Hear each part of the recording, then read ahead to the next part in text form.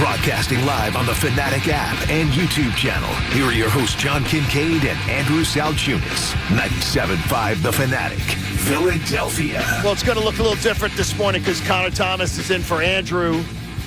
Andrew under the weather. He got the stomach bug. My wife has the stomach bug. Andrew's wife had the stomach bug earlier in the week.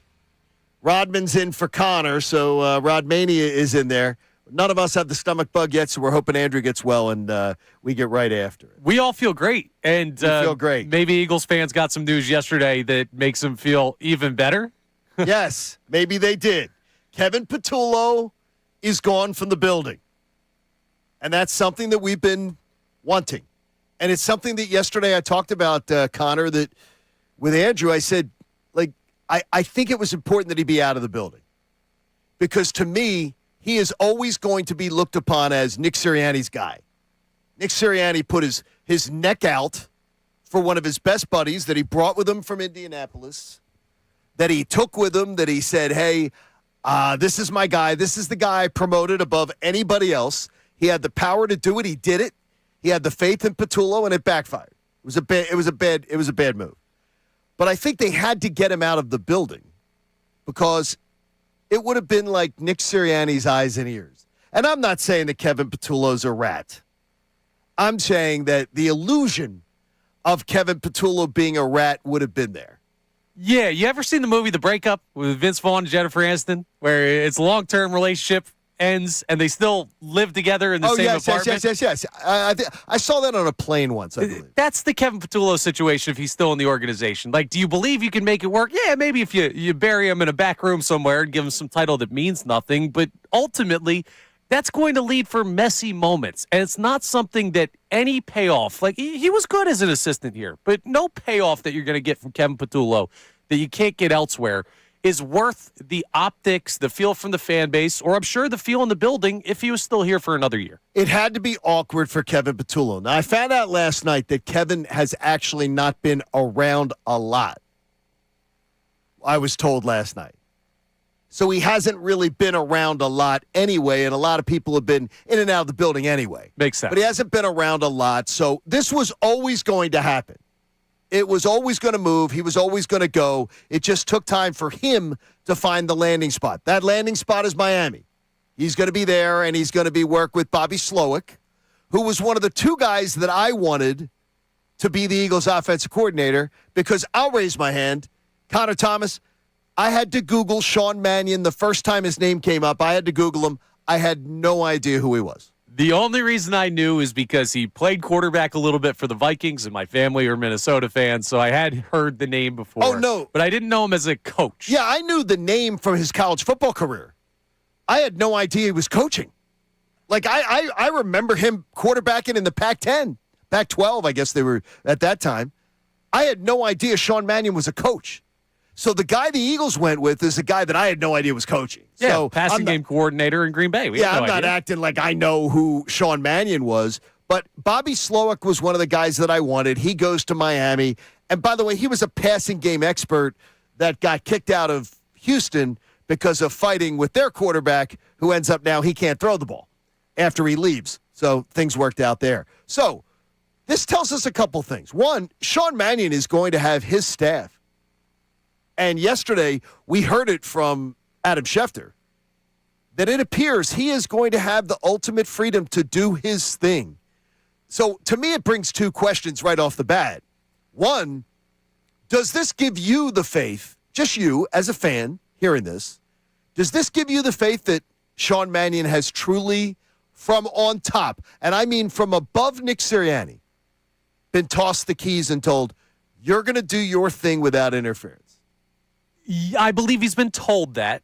I believe that is the plan. Now, the execution of the plan, I do still have questions about, because Nick Sirianni has a bit of the head coach complex, and we've seen that here in stuff that he said in pressers and the way that he's acted and how he goes about running the team. I don't think it'll be a fully like Nick Sirianni doesn't have a hand in the offense to some extent, but with how they've given him control over the coaching staff, I believe that Mannion is getting more autonomy than any of the recent offensive coordinators we've seen, and that's a good step in the right direction for me. Do you think Mannion coming in has been given the keys more than we saw a few years ago when they brought in a guy out of San Diego, well, out of Los Angeles, I should say, and the Dallas Cowboys and Kellen Moore, who had already had 3 top 5 offenses before he arrived here.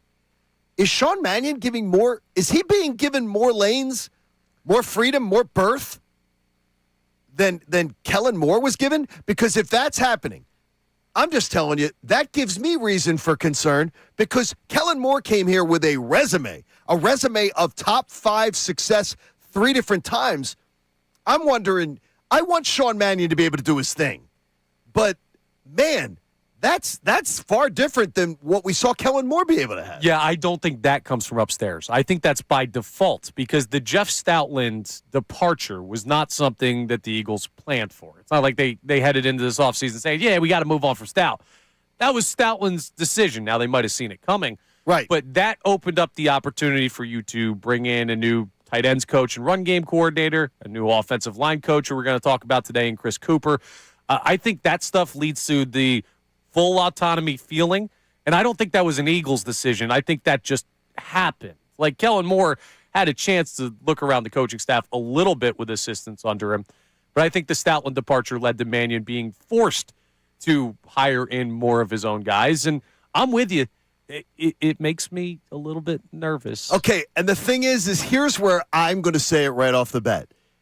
I feel like I don't want to be a jerk to the Eagles because nobody banged the drum louder. I don't think in the market because I banged that drum all last summer. I was telling everybody there's a storm coming and his name's Kevin Patullo, and I didn't like it. So now I get my wish. Kevin Patullo's gone. I can't be worried about Sean Mannion being given the keys. I can't now be worried about that because somebody's got to do the job. Like, right? I mean, well, here's why you can be worried. Because for today is the first day in Sean Mannion's tenure as offensive coordinator. Yes, he was hired already. Yes, we've been talking about him for weeks. But the reason why it's the first day is because from the second his name popped up and we said, oh, that's the new OC, it was always, oh, good, he's not Kevin Patullo. Well, now Patullo's gone. So put him out of your mind. That time is done. It did not go well. For the first time today, Philadelphia Eagles fans, like you out there listening, have to wake up and think of Sean Mannion as Sean Mannion and not just a guy who's not Kevin Patullo. And evaluating him, there are question marks there. He's not a guy that's done this at a high level as far as offensive coordinator spot in the NFL. He's never held this position. So do we feel good about the guy because of who he's replacing? Or do we feel good about the guy because we have true faith in his resume? And that's a question we're going to have to break down all offseason. Okay, that must have been your one semester you spent overseas studying because you saw right through, without us discussing the topic, you saw right through what I, in the back of my mind, am thinking. Is the doubt there because of just the unknown? Am I putting faith in the unknown? Because am I just saying it has to be better, right? Right. It's got to be better because what I've said to you, and I've said it directly to you because you and I have gone back and forth on this. I've already said, I guarantee, propeller bet guarantee, they're going to be better absolutely across the board because I just say they can't be worse. But is there a chance that I know nothing about Sean Mannion? I really don't. And no matter how much I read, and I've read a ton on him, I bet you I've read as much about Sean Mannion as can be found. But that doesn't mean I really know anything about what he's going to do. He's never been sitting in this chair before. Absolutely, and it's a lot of faith to put in a young guy, and I think a lot of Eagles fans, if you ask generally, the majority of Eagles fans, I'd say would be positive on the hire, which to me is surprising for a guy that nobody knew about. But Are they positive because we're just so happy that it's not Kevin Patullo? That's what I think it is. And now what I'm going to urge folks to do is ask yourself really, if like Kevin Patullo out of the picture now, how do you feel not about Sean Mannion compared to Kevin Patullo? Sean Mannion compared to Kubiak in Seattle just won a Super Bowl. McVay, who's going to be running an offense in L.A. I mean, even just look around what you got here and the way Dallas runs their offense in division.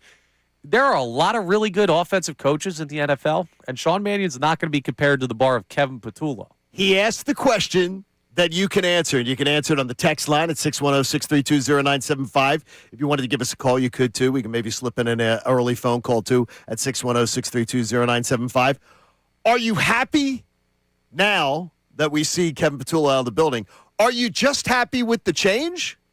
Or are you actually happy with the guy that they hired?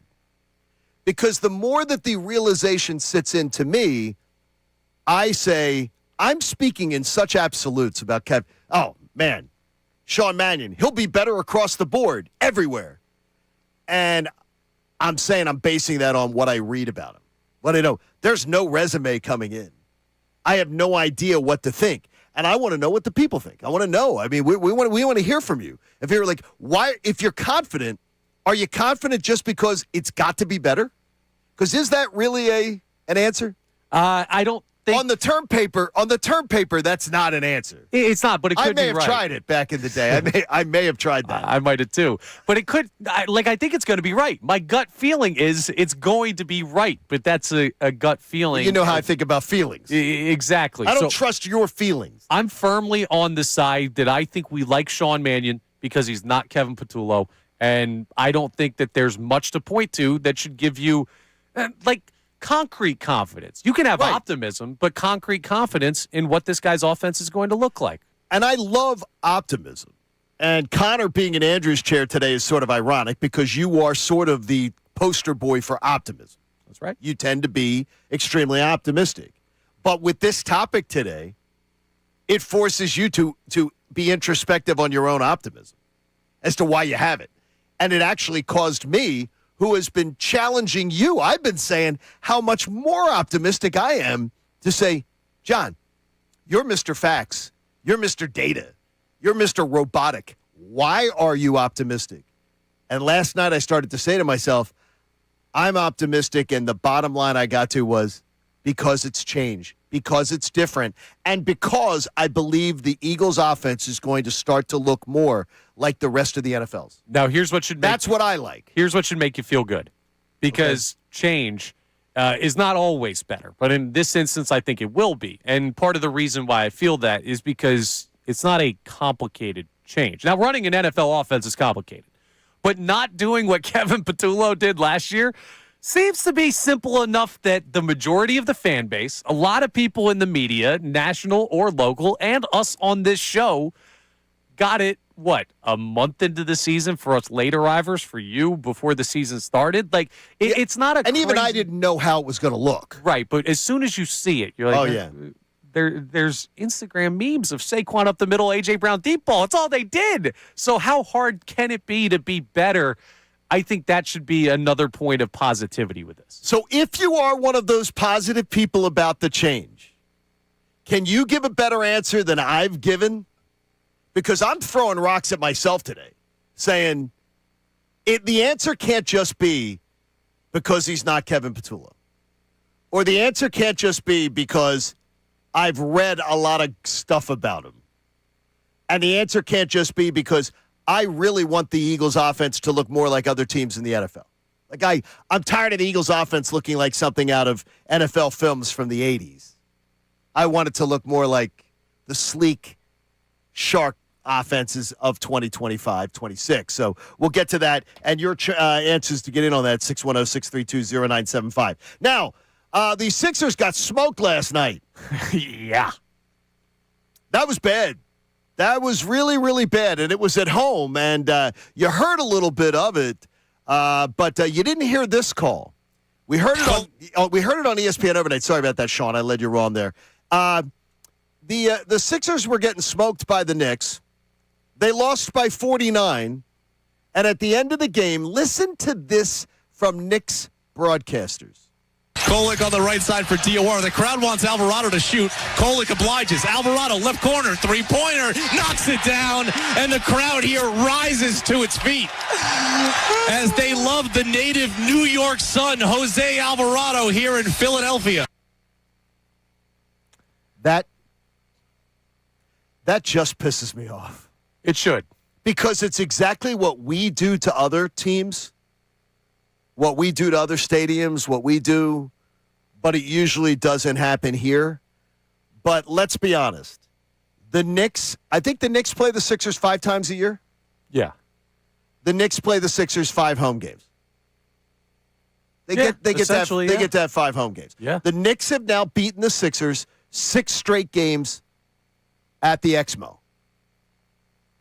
And when the announcers on 880 in New York on the Knicks broadcast are mocking the fact that the crowd's on their feet cheering here in Philadelphia, they love the New York Knicks guy. And they're laughing during the play-by-play call.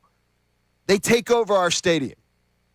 That, to me, is ultra embarrassing. I don't understand how it happens because the Sixers draw really well. They do. I think it's become a thing, right? Like anytime the Phillies go to Washington, to the Nationals, it's not the same comparison because the Nationals think. But, like, you know what it is. Citizens Bank Park South. That is a plan. It's become such a thing that Phillies fans seek out those games and those series. Like Eagles fans, when they go to Washington and play the Commanders, you seek out those games because of the proximity and because of like the history that you could take over that building. I think it's become such a thing for Knicks fans that come to Sixers games here that it's just they put so much effort into getting those tickets. I don't know how you stop it. Effort into it? Because I saw Bob Cooney, our buddy Bob Cooney, I saw his tweet last night during the game going, yeah, a lot of Knicks fans here tonight. And I'm watching, and then I get out, and I watch, and I was disgusted. So I'm like, okay, I'm not watching. I can't watch anymore. So then I'm getting out, and then I'm checking back in and going, oh, this isn't getting any better. And I'm checking out again. And to me, I'm looking at the sections where the Knicks fans have taken over. And those are season ticket holder sections. And to me, that sucks. Yeah. That sucks. Because those are season ticket holders selling their tickets right behind the Sixers bench to Knicks fans. There were last night, watch the video, you're talking 8 rows, 9 rows behind the Sixers bench. Those are supposed to be the most loyal Sixer fans, correct? Yes. You would say? Best seats in the house. There are at least 20, 30 Knicks fans, Knicks jerseys. That's crappy. And if you're a Sixers player, you got to come out after warm-ups, you come out for introductions, and you look, and you see that. That sucks. And that, by the way, that does not happen everywhere. It does not happen in every stadium. It does not happen everywhere. Right. You're not going to see that in TD Garden up in Boston. Right. Yeah, like you're not going to see it in New York. Yeah. You're not going to see Garden. Sixers fans behind the Knicks bench. I mean, behind the Sixers bench you have had in New York. Sixers fans travel well to the Garden, but it's not remotely the same thing as what you're seeing. You're usually exiled up to the Blues. Yeah, exactly. The thing with this is there is an easy solution. It's just the willingness of the folks holding those tickets to say, hey, when we play the Knicks for those 3 or 2 games, depending on the year that you get here in Philadelphia, I'm not selling those tickets. And if I eat the cost because I can't go, I eat the cost. And if I have to cancel plans to go, I go. But you have to freeze the Knicks fans out of that building, and there are not enough folks that would care about that over the profit they can make on selling the tickets. Or you can do what the Seattle Seahawks just did during the playoffs. Did you see what Seattle did during the playoffs? I didn't. Seattle Seahawks, for their 2 home playoff games. If your tickets, first of all, they geofenced buying any tickets on the web to Seattle zip code. So the geofencing, in case you don't know, if you went on the internet and you tried to buy tickets and you had a out-of-town area code, out-of-town address for your credit card, it didn't work. You couldn't buy tickets.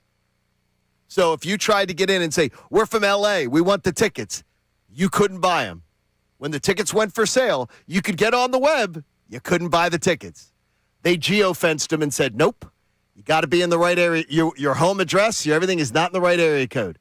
Teams can do that if they want. Yeah. A playoff run versus a regular season game at the Knicks, I don't know. I'll go further. They can also, and they do it in the SEC. They do it in other conferences. Big Ten has some teams that do it. They can also say to their season ticket holders, if you sell a certain amount of your tickets, go on the secondary market, you're losing your season tickets. Yeah, and I agree with that because I think all of that leads to an increase in pricing for fans to get in the building. For the average fan loses their things. Yeah. You're in support of that. Absolutely.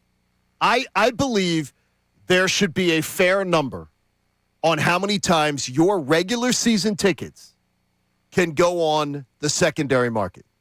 Yeah, and it's not just Knicks fans taking over the Garden. It's become increasingly harder for the average fan of any sports team to get in the building to watch their team play. Because people are buying tickets as an investment and it keeps normal fans out. And these tickets, including the Sixers, have season ticket people waiting to get those good seats. Yeah. So to me, I believe they should have a system. And what would you say? What would be fair? 41 games. What's fair? 15. Oh, you say 15. That's higher than I get. You would have gone lower? I'd go higher than that. I mean, I'd go lower than that. I'd say if you were talking 41 home games, I'm saying if your season tickets go on the secondary market more than 8 times, you should lose the seat. Your seats will be voided for next year. There's probably a safe ground in between 15 and 8, but I think that's the range. I think that's a Think fair it's around place the to range look. here? I just Rod, don't maybe. think they'll do it. I think it would probably be around 10-ish. This way you get a quarter of the games in case you can't make it or you want to sell some. Yeah, 20% is what I was thinking is that might be fair. And for your highest value seats, I think it should also go up. Your highest value should be there. So Austin Jones knows some insight on this, too. He'll share it with us coming up, too, here. So what do you think about that, too? You can share your thoughts at 610-632-0975. Text in if you think that's fair or not. Some people look at it as, they're my seats. I can do what I want with them. No, they're the team seats. They sell them to you. And you have documents you agree to. Austin will give us a little insight on that. Has the league, though, in the NFL told us that we got it all wrong as an Eagles fan base? Who's going to get the last laugh on this one? Connor's in for Andrew. Rodman's in for Connor. It's Kincade and Salciunas on The Fanatic. Now on 97.5 The Fanatic Sports Update. Spring training is officially underway. I'm Sean Rodman, and Zach Wheeler played catch yesterday. An encouraging sign for the 35-year-old pitcher coming off surgery. Thompson told the media earlier in the week he could be back not too far after opening day. According to the Athletics' Matt Gelb, Nick Castellanos will not report to spring training. The team is expected to find a solution for Castellanos in the next few days. Rob Thompson also told the media that prospect Aiden Miller will see most of his time at third base this spring training, with some time at second. Tim Kelly joined us yesterday in the morning on the excitement heading into the season for the Phillies. I think that's one thing to really look forward to this year and this spring specifically, is for the first time in a long time, you have 3 highly rated prospects that could all make their debuts this season. The Sixers lose by 49 to the Knicks last night. Embiid missed his second straight game with right knee management. The big man can rest his knee a few extra days now that the All-Star break is officially here. The Sixers are back in action next Thursday, the 19th, at home against the Hawks. Kevin Patullo officially lands in Miami as the passing game coordinator, so he's no longer a part of the Philadelphia organization. I'm Sean Rodman on the home of the Sixers, Flyers, and the best Birds coverage, 97.5 The Fanatic and the Fanatic app. What's up?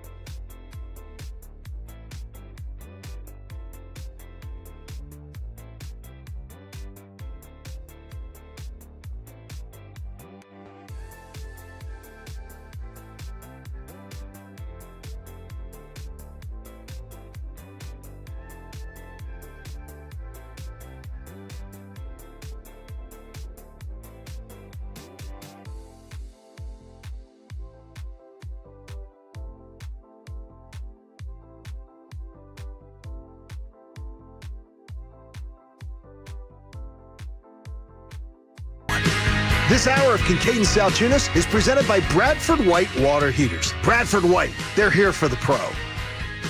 Got to welcome you back. He's Connor Thomas in for Andrew Salciunas. John Kincade with you. Here it's Kincade and Salciunas on the Fanatic on this morning. Andrew battling the household's battling the stomach virus that has ravaged through their house. My wife comes down with it last night. So I don't know how it could hop.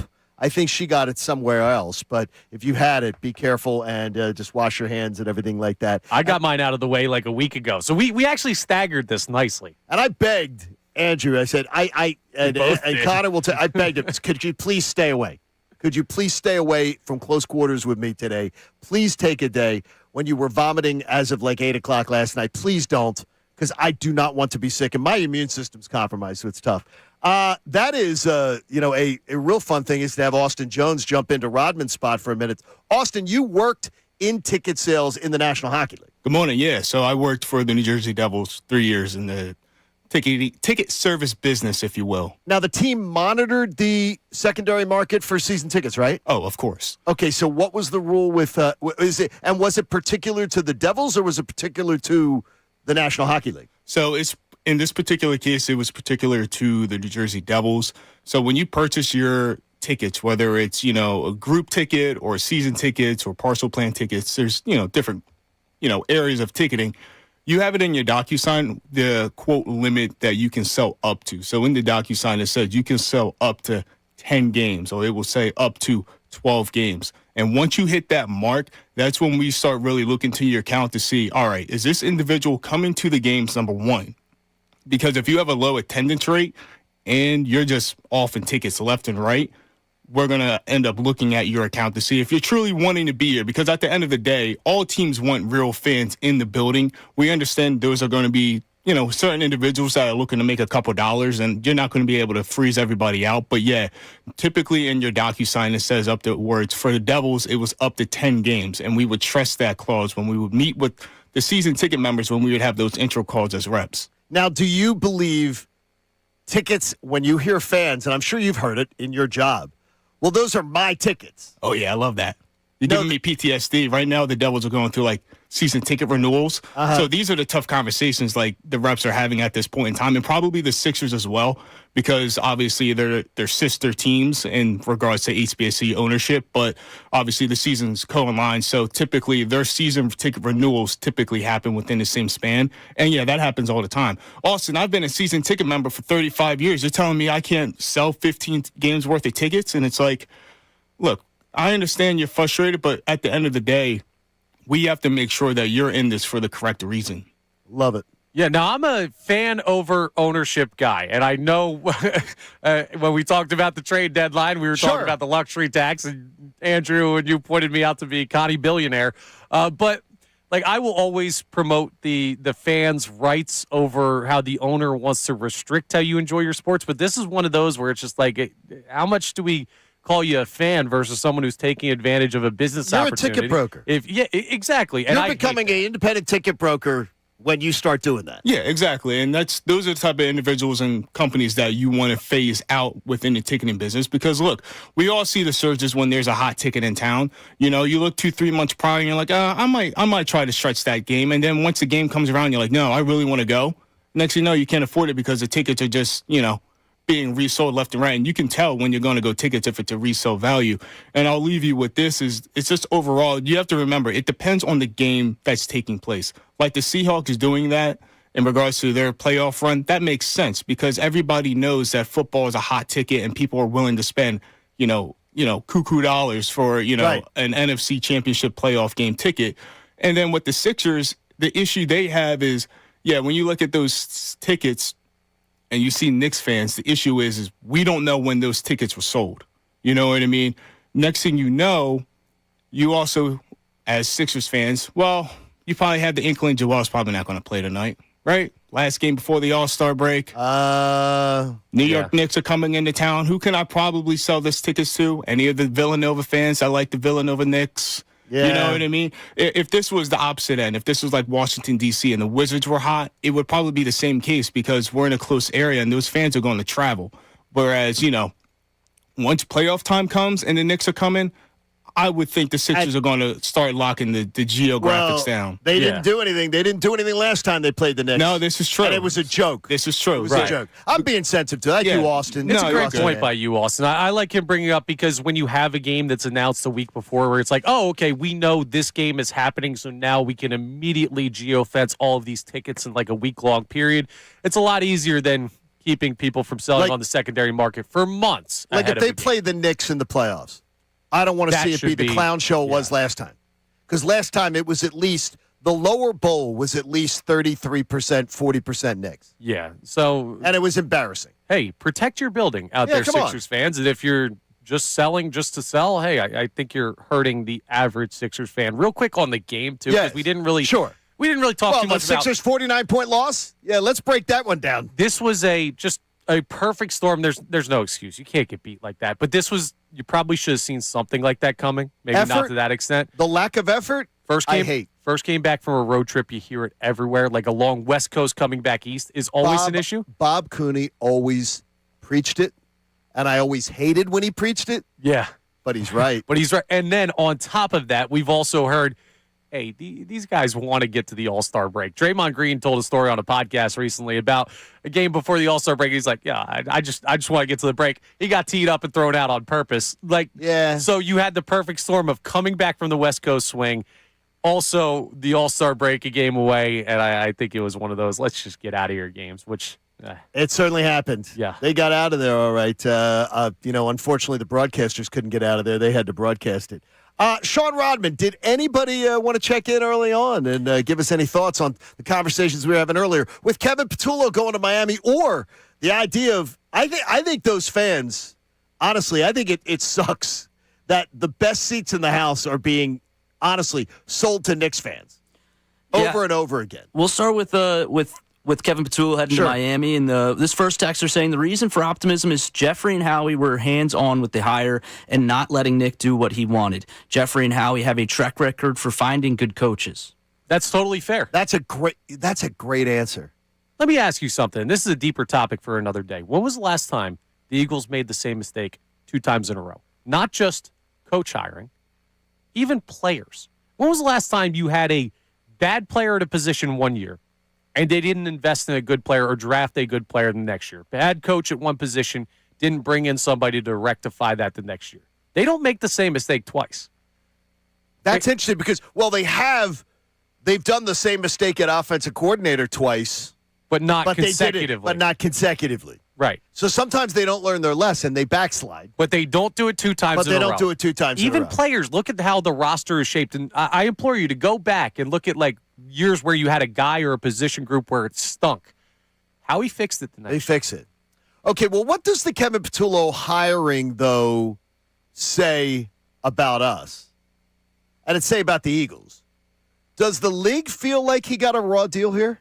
Or do you think this is just because Bobby Slowick, the guy he's going to work for, is a guy that is known across the NFL for having acumen in the passing game.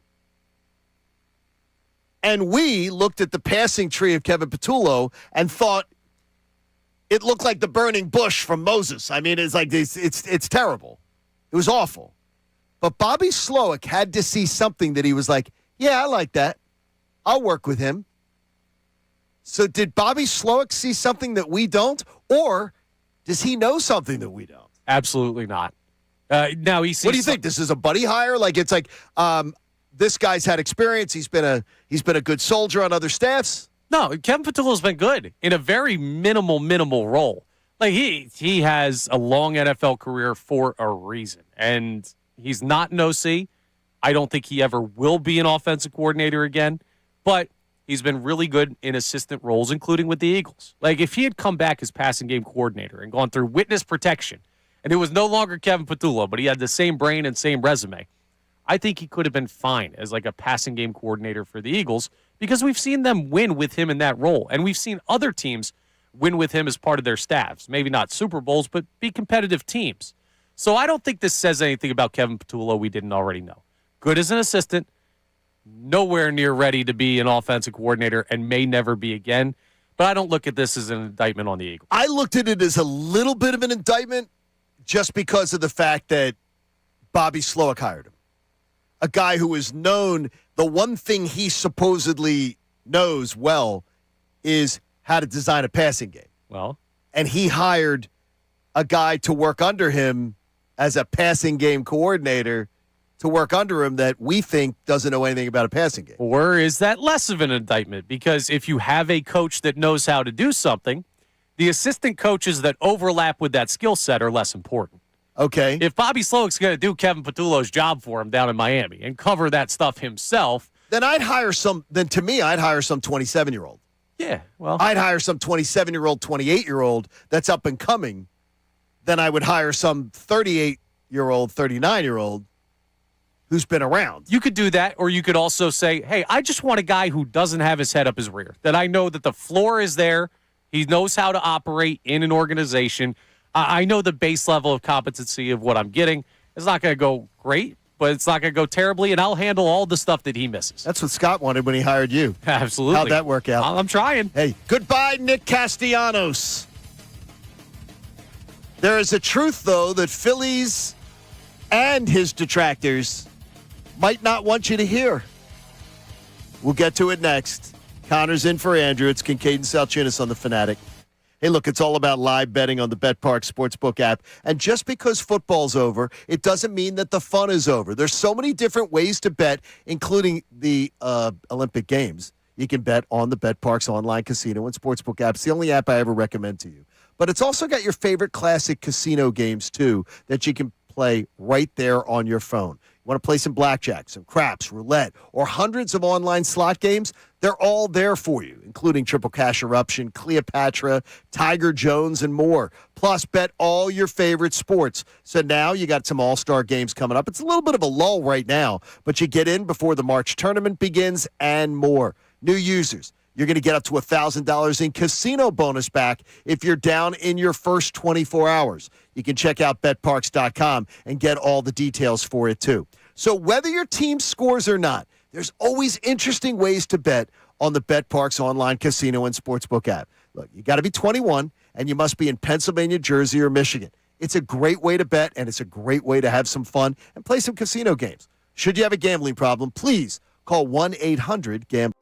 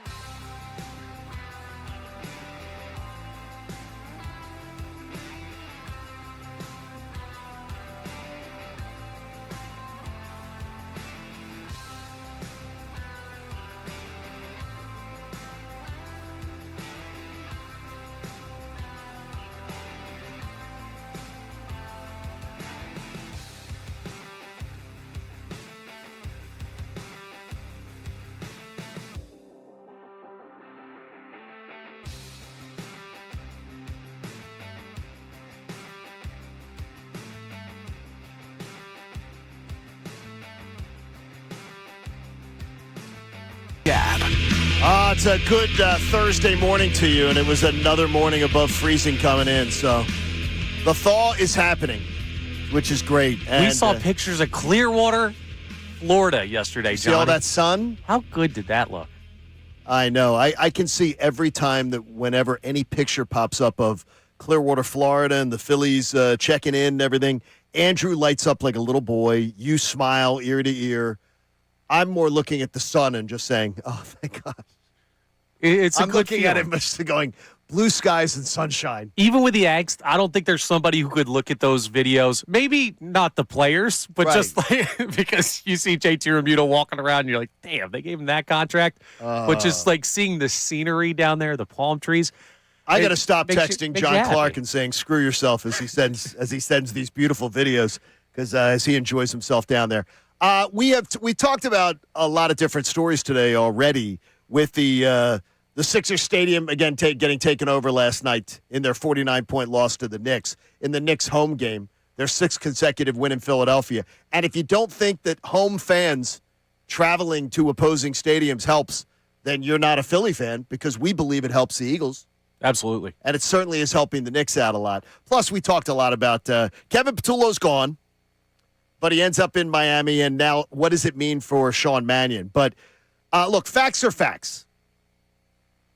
Nick Castellanos has been told somewhere there's this narrative that's going on Twitter right now that Nick Castellanos is somehow a victim at $20 million. Which he's not. He's not. Nick Castellanos is untradeable. He's untradeable because of his contract. His production as relative to his contract is untradeable. He's untradeable because of some of his behaviors, which people around Major League Baseball know. His treatment of his manager, which was, by all accounts, at least mildly disrespectful in front of teammates, which doesn't go over well, which doesn't make other organizations go, yeah, that's who we want to bring in. I will tell you this, though I did not have a ton of interactions with Nick Castellanos, I am a huge fan. Every interaction I had with Nick Castellanos, I enjoyed. Every conversation I had, I found interesting. I know for a fact that if you asked his teammates in his clubhouse about Nick Castellanos, he was certainly not an unpopular guy, but he's a sort of an odd cat. Yeah, he's listen, if anybody's telling you he's a locker room issue or a bad dude or anything like that. It wasn't true. They're absolutely wrong. And if anyone's telling you he's not a good baseball player, I think they're also wrong. But this thing has run its course, and it got to the point where he and the organization didn't see enough eye to eye, and there was enough contractually with him being on the final year of his deal, and they've been trying to do this for a while. But at this point, it's just kind of like, hey, it's better if we go our separate ways. And that doesn't mean he's a bad guy or the worst baseball player. It also doesn't mean the Phillies screwed him over. This is business.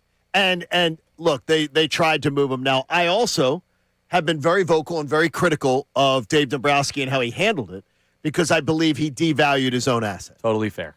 Publicly, when Pop-Up put, when your parents put something on Facebook Marketplace and they had a couch in their house for 10 years, they bought the couch for $600 and they put it on Facebook Marketplace and they think that 10 years later they're going to get $300 for it. They're not.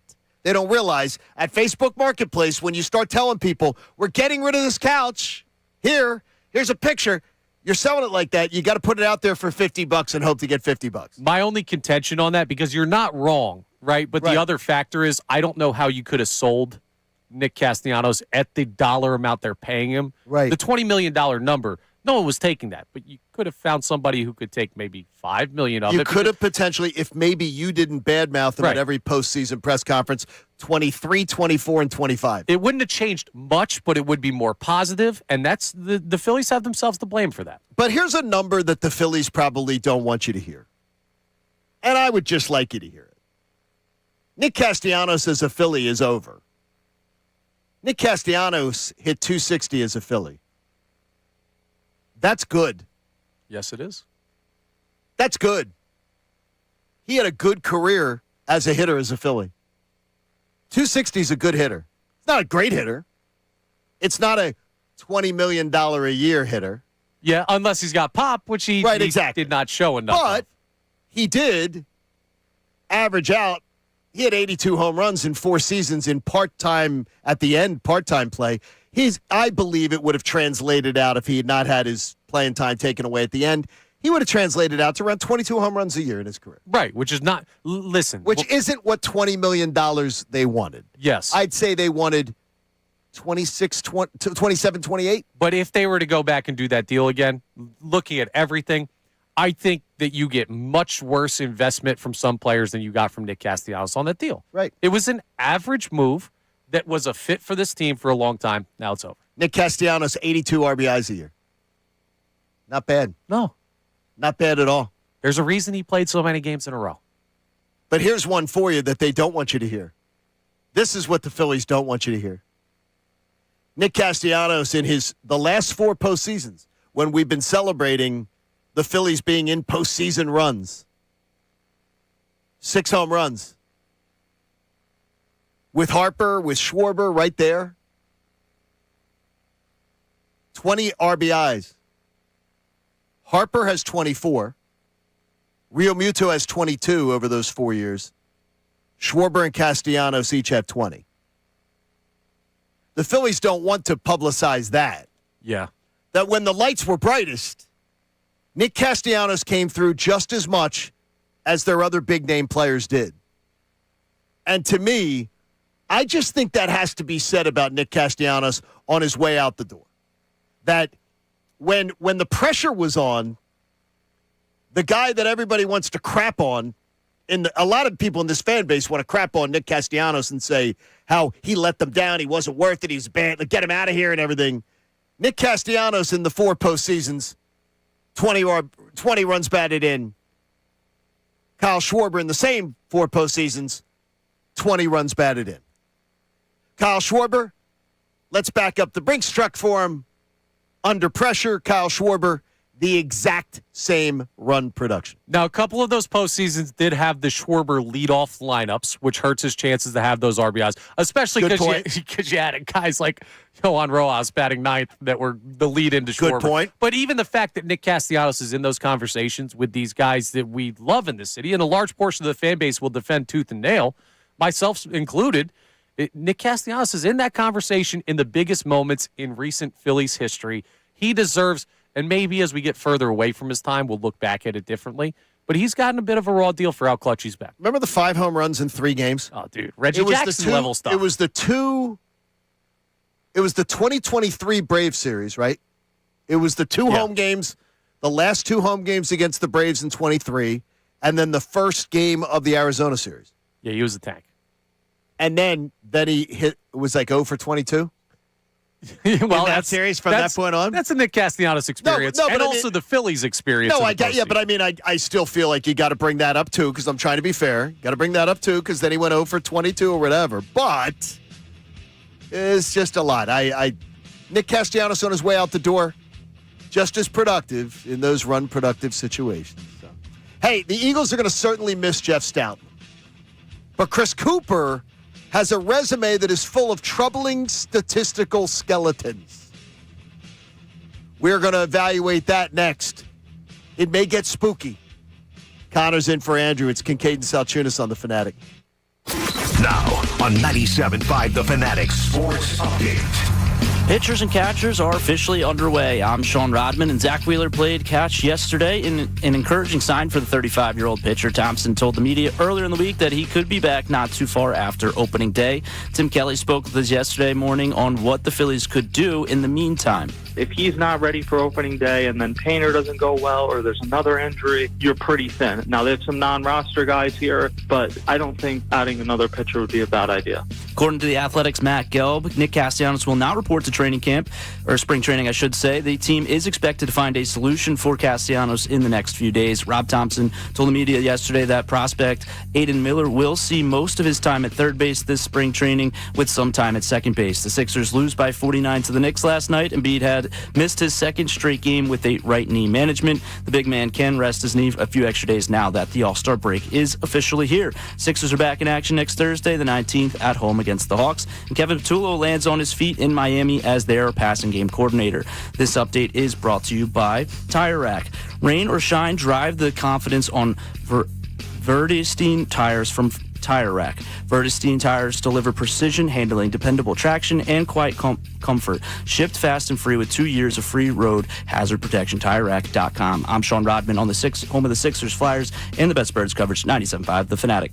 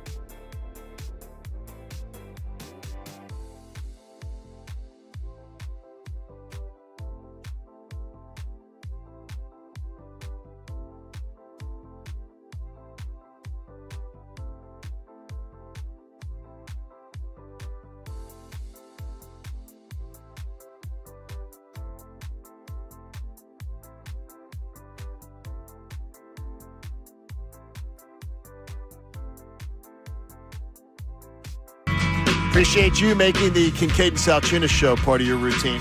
He's not Salciunas if you're watching on YouTube. He's Connor Thomas. And that's not Connor Thomas, that's Sean Rodman. Hello, Sean Rodman. Appreciate you being in there. Everybody jumping in today. Andrew under the weather, his family under the weather, but they're getting themselves together. Hopefully they'll be feeling a lot better. Andrew will be back on Monday. But we have an Andrew replacement because DeCecco is going to be with us for the 8 o'clock and 9 o'clock hour. So we're swapping Andrews today. Football guy Andrew will be here. the one and only. The real football guy Andrew will be here. He'll be here. So we look forward to having Andrew DeCecco in with us. We got lots of interesting Eagles talk coming your way and others when Andrew joins us there. I talked about the troubling resume of Chris Cooper. And this is something that I wanted to get into earlier in the week, and we just really haven't been able to get to it. But Chris Cooper is a guy who has, let's put it this way, his offensive lines have not been good.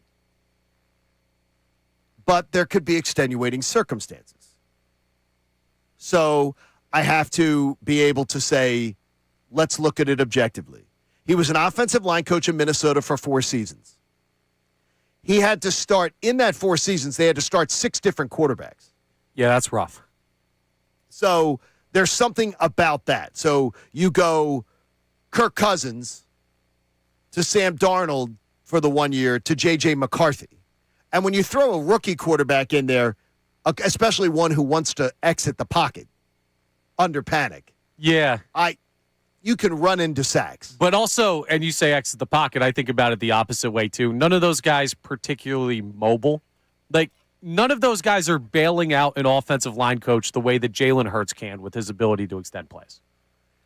Does Jalen do enough, though, is what we're going to get into here, because in his 4 seasons, first of all, if you say to a offensive line coach, in your 4 seasons, in the games you are going to get to run this franchise for 68 games, regular season games, you're going to have 6 different quarterbacks. That's not fun. No, not for anybody. If you had Jalen Hurts under that same period of time, you would have had Jalen Hurts quarterbacking the team in that time 64 of those 68 games. That would make a little bit of a difference. Well, then the numbers that you look at, you would have at least had data that you could say, I understand exactly what the data says. It's, did he do a good enough job there as an offensive line to protect Jalen Hurts? Because you know Hurts' skill set, you would have been able to tell. So you're saying it may be harder to read these numbers that you're Right. going to give us because of the circumstances of the quarterback position. Yes. I think that's fair. But I'm going to tell you, if you have sunglasses like Johnny Marks wore in studio yesterday, put them on. In his tenure, Chris Cooper's offensive line in Minnesota was the 7th worst in the NFL, statistically. Only 6 teams were worse. Pressure rates. Now, if I'm going to go, Pro Football Focus, we don't love it. But if you take pressure rates, sacks allowed, tackles for loss behind the line of scrimmage, all those kind of things, first contact for running backs behind the line of scrimmage, they're one of the worst. So that's there. 7th worst in the NFL in his 4 years. Also, 51 sacks allowed each year. That's a ton of sacks allowed. So, I ask you do you toss the stats out like the baby with the bathwater and just say, clean slate, Sean Mannion, we trust you? Because I can tell you and we had him on the other day, a much longer conversation off air that I had with Mark Schlereth. Mark Schlereth believes in Chris Cooper a lot. Says smart guy, and he's going to have a lot more resources and everything to work with here. Between the quarterback and the offensive line. Undeniably so. I'm tossing the stats out, and I don't think it's the right thing to do, but here's why I'm doing it. Because, one, I do look at that quarterback situation you brought up. This is unfair to boil it down to one game, but I think about the Rams postseason game that the Vikings had where Sam Darnold was getting his teeth kicked in. And it was not because just solely the offensive line could not block. It was not the Will Campbell Super Bowl performance, and credit to him for playing through a tough injury, by the way, for everyone who ripped Will Campbell in the Super Bowl. He was banged up. But it wasn't that guys were getting driven back into Sam Darnold. It's that he's holding the ball that long, and that led to a bunch of sacks from that Rams defensive front and cost Minnesota their season. So I have to imagine that the quarterback play and guys holding the ball too long makes it much tougher than the level you're going to get with Jalen Hurts. But the other reason I'm throwing the stats out for Chris Cooper from his time in Minnesota is more of a protection of our psyche. Jeff Stoutland is not replaceable. He's just not. What he did with this organization for 13 years is not going to be recreated by some guy that just coached 4 years in Minnesota. So naturally, the reason you look at stats is like, okay, how close can this guy be to Stoutland? I'll tell you, it's not going to be close. So you were trying to set expectations for our brains? He's going to be a lesser asset than Jeff Stoutland, guaranteed this year. So we just deal with it now. Exactly. Get in the mindset of dealing with it now. Accept what you have, because you can't, and it's unfair. I'm not saying, hey, they can be a bottom 7 offensive line in football. We'll get mad at him for that. He should be better, and we should expect him to be better than that. But if he's going to be compared to legendary O-line coach Jeff Stoutland, to me, that's an unfair bar from the jump, and I don't want to put that on Chris Cooper. A couple questions that I've got, though, about it, and do you believe we're going to learn in the next year how important Jeff Stoutland was to all of the winning that went on here. Because if this thing on offense falls apart, and Andrew and I got into this a little bit yesterday, if the offense really does start to fall apart, if this team looks really, really bad, I think Cooper's going to get – I think Cooper has a chance to be this year's version of just where there's always going to be a lightning rod with this fan base. And to me, I think he maybe takes more of the bullets than Sean Mannion will. I don't think so, only because we'll point to the players. Because of who he replaces. Here's the thing. You got a coach on thin ice. You got players that there are a lot of questions about. I don't think we'll get far enough down the docket to reach the offensive line coach. So you don't, even with Jeff Stoutland leaving. Even with Jeff Stoutland leaving. I think it'll be a more of look how good Stoutland was than taking it out on Chris Cooper. Right, that's the thing. And we will learn this next year the impact Stoutland had. It'll be evident in a negative way. I don't think we'll see, let's say Chris Cooper goes out and the offensive line is top 10. I don't think we'll be like, oh, that Stoutland guy must not have been that good. Well, one of the reasons I have to be optimistic is this. Do you remember, and I don't know if this is Stoutland, if this is talent or otherwise, remember when Jason Kelce was retiring? I kept saying to you, if you walked around Philly or you walked around any NFL city, and I said, if I had $100 and said, you're not allowed, because since Jason Kelce was retired, name me 3 NFL centers. I told you I think I would walk back. If I asked 100 people, give me the name of 3 centers in the NFL, I think I would walk back into the bar with $100. I don't think you could find 100 random fans that could give me the name of 3 centers in the NFL. I think it's a safe bet. And so to me, I kept saying, I don't think the loss of Jason Kelce is going to be that big. It wasn't. When Jason Kelce left, the offensive line did not skip a beat. Yeah, and anyone who's looking now, at last year, with the injuries, we would have loved to have had Jason Kelce back in the day, but it was because of the injuries. Yeah, the Cam Jurgens thing now looks questionable, but in the moment, no, they kept up high offensive line play. So it's not a slight to Kelce, but you're absolutely right. And that number, because of the unit. You could up that number to 1,000 people if you did 3 offensive line coaches in the NFL. Oh, yeah. And you'd be walking away with that $100. That's the thing. The Stoutland effect is very real here, and he deserves to have that effect. And we'll see this year how much of an impact he made in a positive sense. But we're not going to also see, it was a good year, so Stoutland now all of a sudden those 13 years go by the wayside. I just know how we get. And who's the hitting coach of the Philadelphia Phillies? That would be Kevin Long.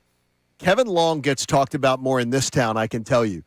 I did sports talk radio in a top 10 market for 21 years on a daily basis. I can tell you, Long gets talked about more here than I ever heard in 21 years. And this was a team that was winning the division all the time, going to the playoffs. Because we're nutcases, and I love us for that. We're nutty here. We're nuts. We know everybody. But we tend to focus on sometimes assistant coaches and give them a bunch of crap. Rodman, you're smiling. You know it. You know we're nuts. Yes, we are. We're nuts. That's why I think we will focus on the offensive line coach. I think we will. If there's an injury and one person goes down and say someone comes in and doesn't perform up to the standard of whoever the backup is of that offensive line, I think Chris Cooper will be talking about him. We'll get phone calls, texts on him the very next day. The game might not even be over, and we'll get text messages on it. Because we talked about the fact that Jeff Stoutland, and the other day Mark Schlereth said that was what he was most impressed about, that Jeff Stoutland always had the next guy up. Yeah, but here's the thing. Why is Jeff Stoutland no longer here? A large part of that is on your head coach and the way that he handled that situation. Yep. So I believe that anybody who has that thought will be rational enough to say, okay, do I kill the new guy who just came here from Minnesota because they needed someone to hold that position? Or do I point to the head coach who's probably the main reason why that previous guy isn't here anymore and say, you see what Nick Sirianni did to us? You think there's enough of a big target on Sirianni's back that it's all going to be on Nick? Yeah.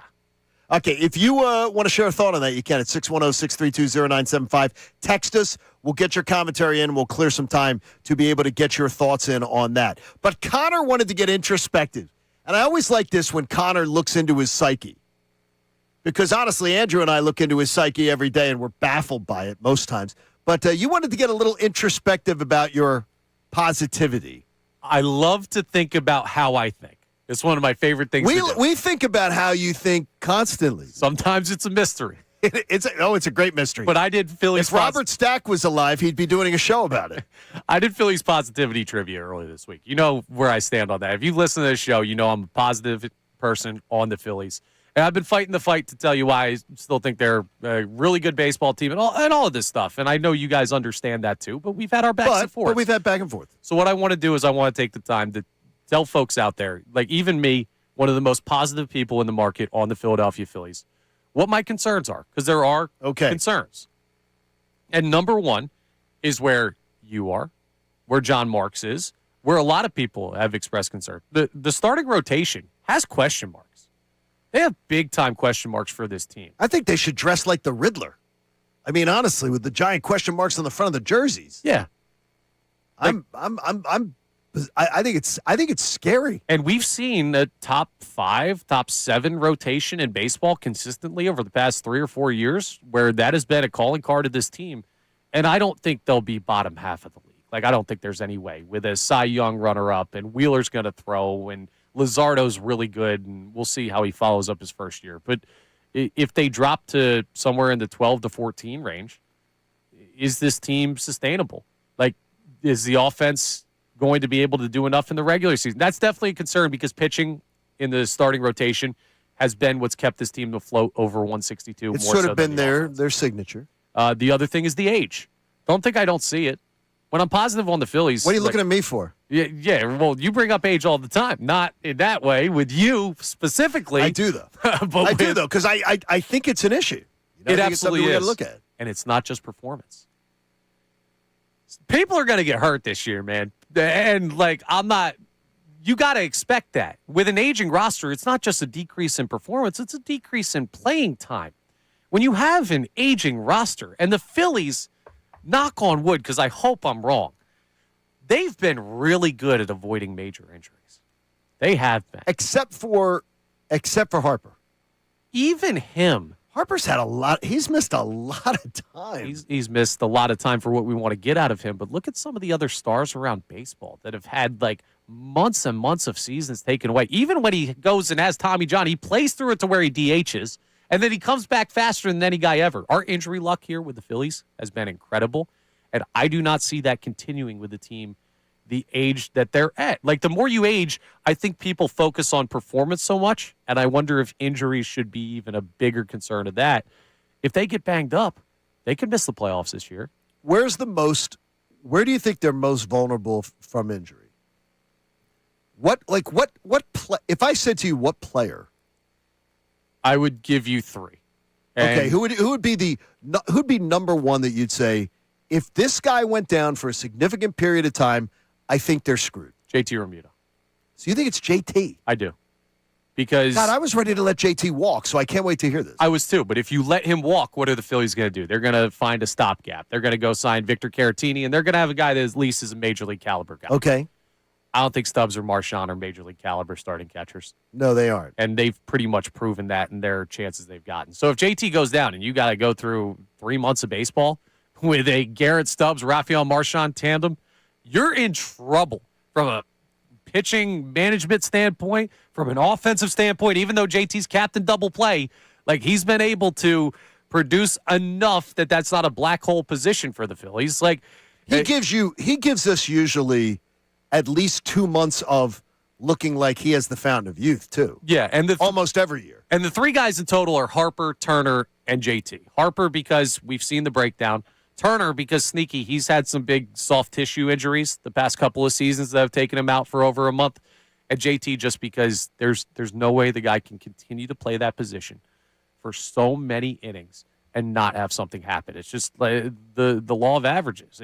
He's going to have something happen at some point in his career, especially now that you have him age 35 and signed till age 38, which I know you love, Johnny. Oh, So yeah, got to love that. if he goes down, that changes the floor of this team significantly. And that's the thing is yesterday, I know our friends on Unfiltered were doing the floor and the ceiling for the Phillies. And I thought it was a really interesting conversation. If you didn't get to hear it, don't miss Unfiltered in the afternoons here on the Fanatic. The floor and the ceiling. So I thought it'd be an interesting thing for us to just say, if you were to say floor for the Phillies, is the floor, to me, the floor for the Phillies is third place in the East. Okay, so you're thinking divisional spot. Well, I say, yeah, to me, is Absolutely. The Mets Do you are a agree? solid team. The Braves are a solid team. If either of those teams end up better than the Phillies at their floor, that's At the totally floor. fine. They're not going to be worse than the They- Nationals or Marlins. The Ricky and Bill did not have that. What'd they They did say, not. second? They did not. They had the Phillies like Ricky Adam winning the World Series was the ceiling, which I think we all would agree. Has to be. Yes, with this roster, with this kind of money invested, winning the World Series has to be the ceiling. Right? Absolutely. That has to be it. We wouldn't be having these conversations if it wasn't. But their floor to me is got to be third place in the East. Yeah, their floor to me, record-wise, is 500. Whoa. Okay, your floor is way lower than me. There's more – listen, there's more variance in potential outcomes for the Phillies this year than in any season since 2022. Right? We can't count 22 because that came out of nowhere. That was totally different. But 23, 24, and 25, this team has the most question mark stuff this year. They also have upside that they haven't had previously.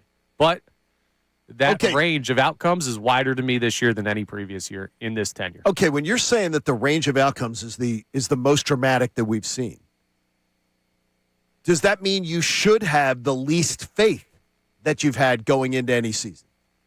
I wouldn't say the least faith, right? Because the quality of the players, to me, the floor comes into play with durability and availability. Like Wheeler not being there, that's going to be a Early question. on, Yeah. and reportedly doing, from what I was told from people down there in Clearwater, ahead of where they expected him to be February 12th. Yeah. So that's good news. All the reports are good. It doesn't mean that he's going to be back like, tomorrow or whatever, like opening day, whatever. It's still a tricky thing to manage over Right, even 6 or like 5 months of a baseball season if he misses one. But, Sean, I saw you look when Connor said it. Did you think the same way I did? To me, if someone says the floor is 500, that means your faith in the team has to be the least it's been in a while. Because I wouldn't have said the floor for the Phillies is 500 any of the last 3 years going in. I mean, I don't think anybody would have said that the last 3 years, but I think I'm more shocked that Connor said it rather than I think I am too. than it actually being the actual floor, because I think the floor is similar to that, if not maybe a few games above 500.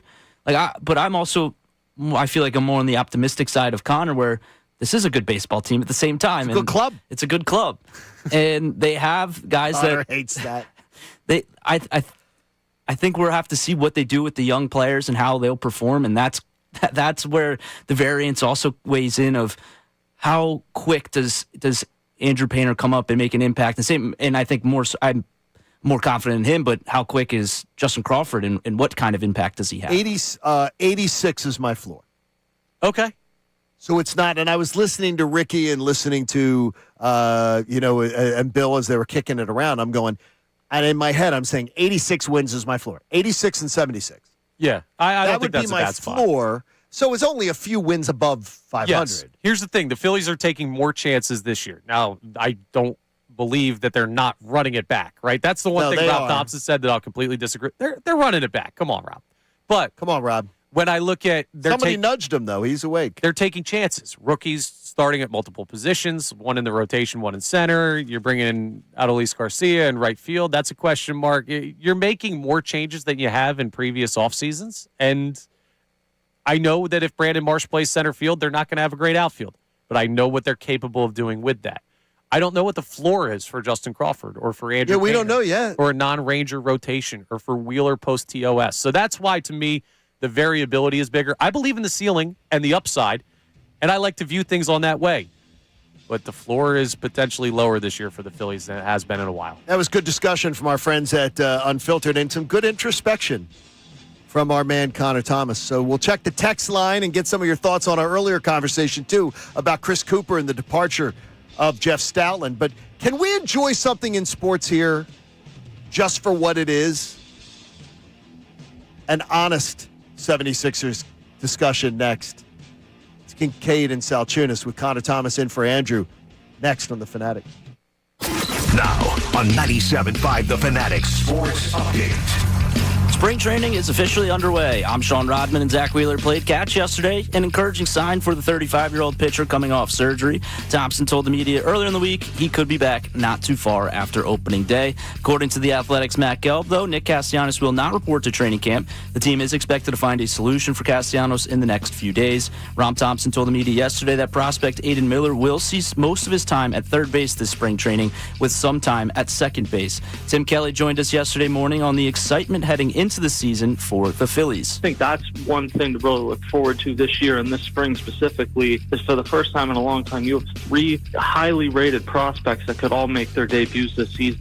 The Sixers lose by 49 to the Knicks last night. It was the team's largest loss since the process era, and that loss was in 2014. Embiid missed his second straight game last night with right knee management. The big man can rest his knee a few extra days before the next game after the All-Star break that is officially here. Sixers are back in action next Thursday, the 19th, at home. Kevin Patullo finally officially lands on his feet in Miami as the passing game coordinator.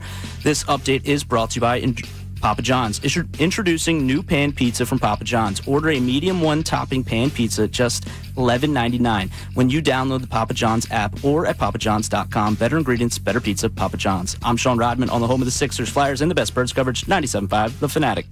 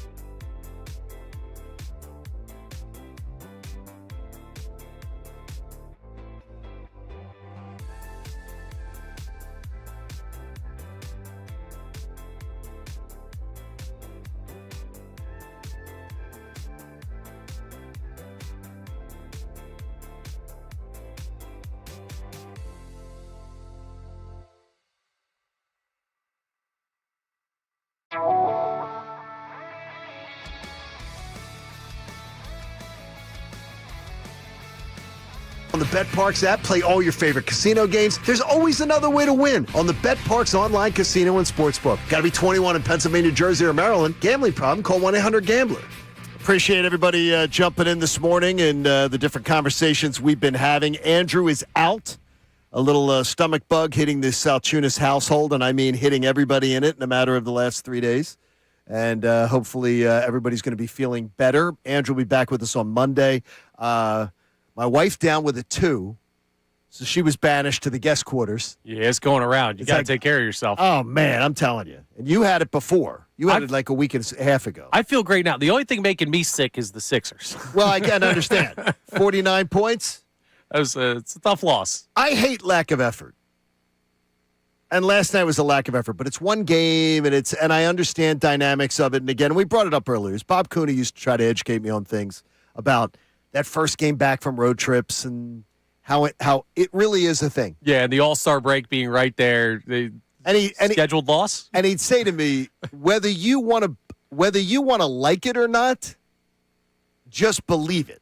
Whether you want to like it or not is a whole other thing. Because you can hate it as much as you want. I'm not telling you not to hate it. Yeah, the Phillies have an early season series in San Francisco. It annoys me they can't win there. But I'm not going to expect them to win that series. Because I don't understand why other teams can go to San Francisco and win like the Phillies, but it's different. But this thing about it is tough. But that's 6 straight home losses at home to the Knicks. Oh. That's the only way you lose home games are at home, in case you didn't know. And they struggle badly with Boston. Can we just enjoy seeing the Sixers this year showing us a more interesting brand of basketball, some young players getting their legs under them, the fact that we might have a backcourt that we could enjoy here for, 6-7 years to come? Hopefully longer than that. That'd be great. But can we also just admit and stop with this team is not built to make a run in the Eastern Conference. This team is not built to make a run at anything. Can we just enjoy? I'm enjoying this a lot. I really am, despite last night. And I said, I turned it off in disgust. So I can't tell you a lot of detail about what happened last night because I was in disgust with it. But that doesn't take away from my enjoyment of this year and what this year has done for me. This year has honestly drawn me back further into the Sixers tent, which has sort of not drawn me in as much in the last few years. I'm excited about this team. I'm excited about the future. But every time I hear someone trying to sell me on, well, this team can make a run in the East. This team can. I'm like, would you stop? I'm like, it's not true. It's not true. They can't. They can't. I'm proud of you, Johnny, for where you're at right now with this team. And I think it's a big step for you, who's been very critical of the way they've handled things over the past couple of seasons. And I understand why. Listen, no one's coming into this season all Sixered up after the 24-win year last year. You're saying, though, but my criticism, though, I gave them very little grace. Sometimes it was a little over the top because I just got so frustrated. I get it. It was just like, I can't give them any grace. Dude, I get it. But now this year, I've been enthused. And maybe it's the youthful enthusiasm, everything. The McCain trade really sort of pissed me off, but that's a whole other issue for another day. Yeah, it's tough. Here's why it's so mentally tough for the fan base to be where you're at for certain portions of the fan base because of the whole dynamic of how we got here, right? You go through the process. You end up with Joel Embiid, who is kind of the human embodiment of that process. He becomes an all-world NBA player, wins an MVP, and you stake everything that you went through negatively with this franchise during that time on, can that guy win one? Can he win a title? And that still exists for Sixers fans out there because you went through all the trouble. You want to get something out of it. But at this point, it makes it very hard to accept that we're past that. And we are. And the thing is, though, it's not necessarily like I could see this team making the playoffs, winning a playoff series, playing a tough, scrappy second-round series against like a Knicks or a Boston, losing that, gaining valuable experience, making a move or two in the offseason, maybe being able to move Paul George's contract in the offseason, and then taking my optimism about the future and my belief about this team up a ramp even more. You don't have to squint all that hard to see how there's a path out now. Right. Like Right? I'm feeling it, and I don't believe from what we've seen out of Joel Embiid, I don't believe the runway is long for his career and viability to help this team compete for championships. But I do believe the ramp is long for if he plays really well and then he shows something in the playoffs, I believe it would maybe make it viable that they could trade him. Yeah. And they may go that way. And that could be. So to me, I'm optimistic on all those fronts. And I'm not saying, yes, trade him. I want to go trade him, whatever. But I'm so optimistic on that I finally feel like there's a future. Yeah. It's not based on this. It's not based on this April and May. Yeah, where I think people disconnect is they have to see like Embiid win one. They have to, because that's the justification of what you went through. And now that we're moving on to the next era. Like for me, I'm a Big Joe guy, and I liked the process for what it was supposed to be. So I'm in that camp more than some other fans are. And when I think about that, it was hard for me to make that switch to say, okay, I'm now invested in Tyrese Maxey and VJ Edgecombe, more so than former MVP, still on certain nights, all-world Joel Embiid. But I think that's the healthy place for Sixers fans to be at this year. I have no emotional investment in this team to the point where if they win a first-round series, I think that's possible. Anything past that, your thought process should be, yeah, we'll see. But the enjoyment of this for what it is, I think is something that the quicker you come to terms with as a Sixers fan, the better. And I think once you're on that side, like you've heard, if you're out there listening, you've heard how John's talked about the Sixers. You know where you were with this franchise over the past couple of seasons. The fact that you're here and are starting to view things this way and are able to put those thoughts out, that tells you that once you start accepting it, you can get to a place where you can believe in the long-term future of this team. And long-term future, which is exciting. Now, the strange thing is, though, is when I hear the stuff like, this team can make a run. This team can get at it.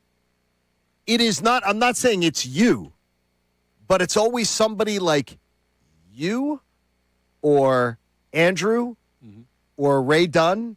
Yeah. It's always you guys who grew up with the process. Yep.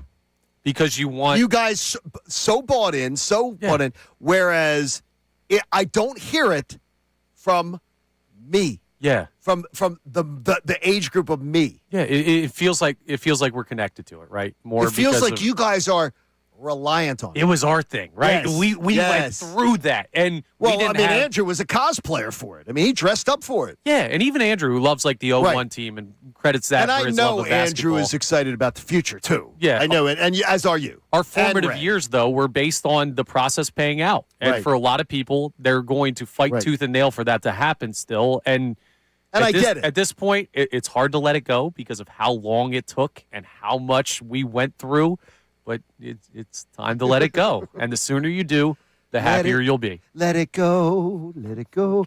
Sean Rodman on the text line. What do we got on the earlier discussions today? We were talking about some of this stuff with the Eagles offensive line coach, whether Chris Cooper's resume, whether it matters, and how much we're going to miss Jeff Stoutland and stuff like that. What do we got? Yeah, first up, Joe from West Philadelphia checking in. He says, the offensive line coach cannot stop any plans that we have. Yes, Stoutland may have been an outstanding coach, but he is a position coach. Darnold had 14 wins as well. Yeah, he did. He did. He also had 50-some sacks. Yeah. But you're putting that on his lack of mobility. But also, you know how I feel about Sam Darnold. So maybe I've got the wool pulled over my eyes. But they did win 14. But I look at Kirk Cousins, Sam Darnold. J.J. McCarthy's younger, but he's not. But he runs into sacks. Yeah, exactly. And holds on to the ball and tries to make plays, I think ball. those numbers were pushed up a little bit by the guys at the quarterback position. What else we got? Same quarterback as well. Sure. Just won the Super Bowls. Yes. So I think that's something to point out there.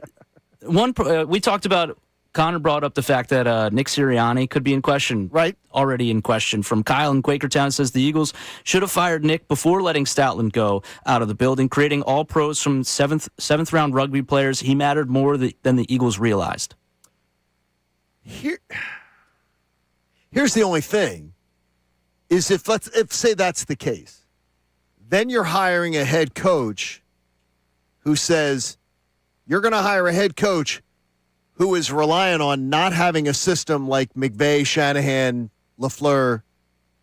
You're requiring your offense to be run like it's 1980s, 1990s football.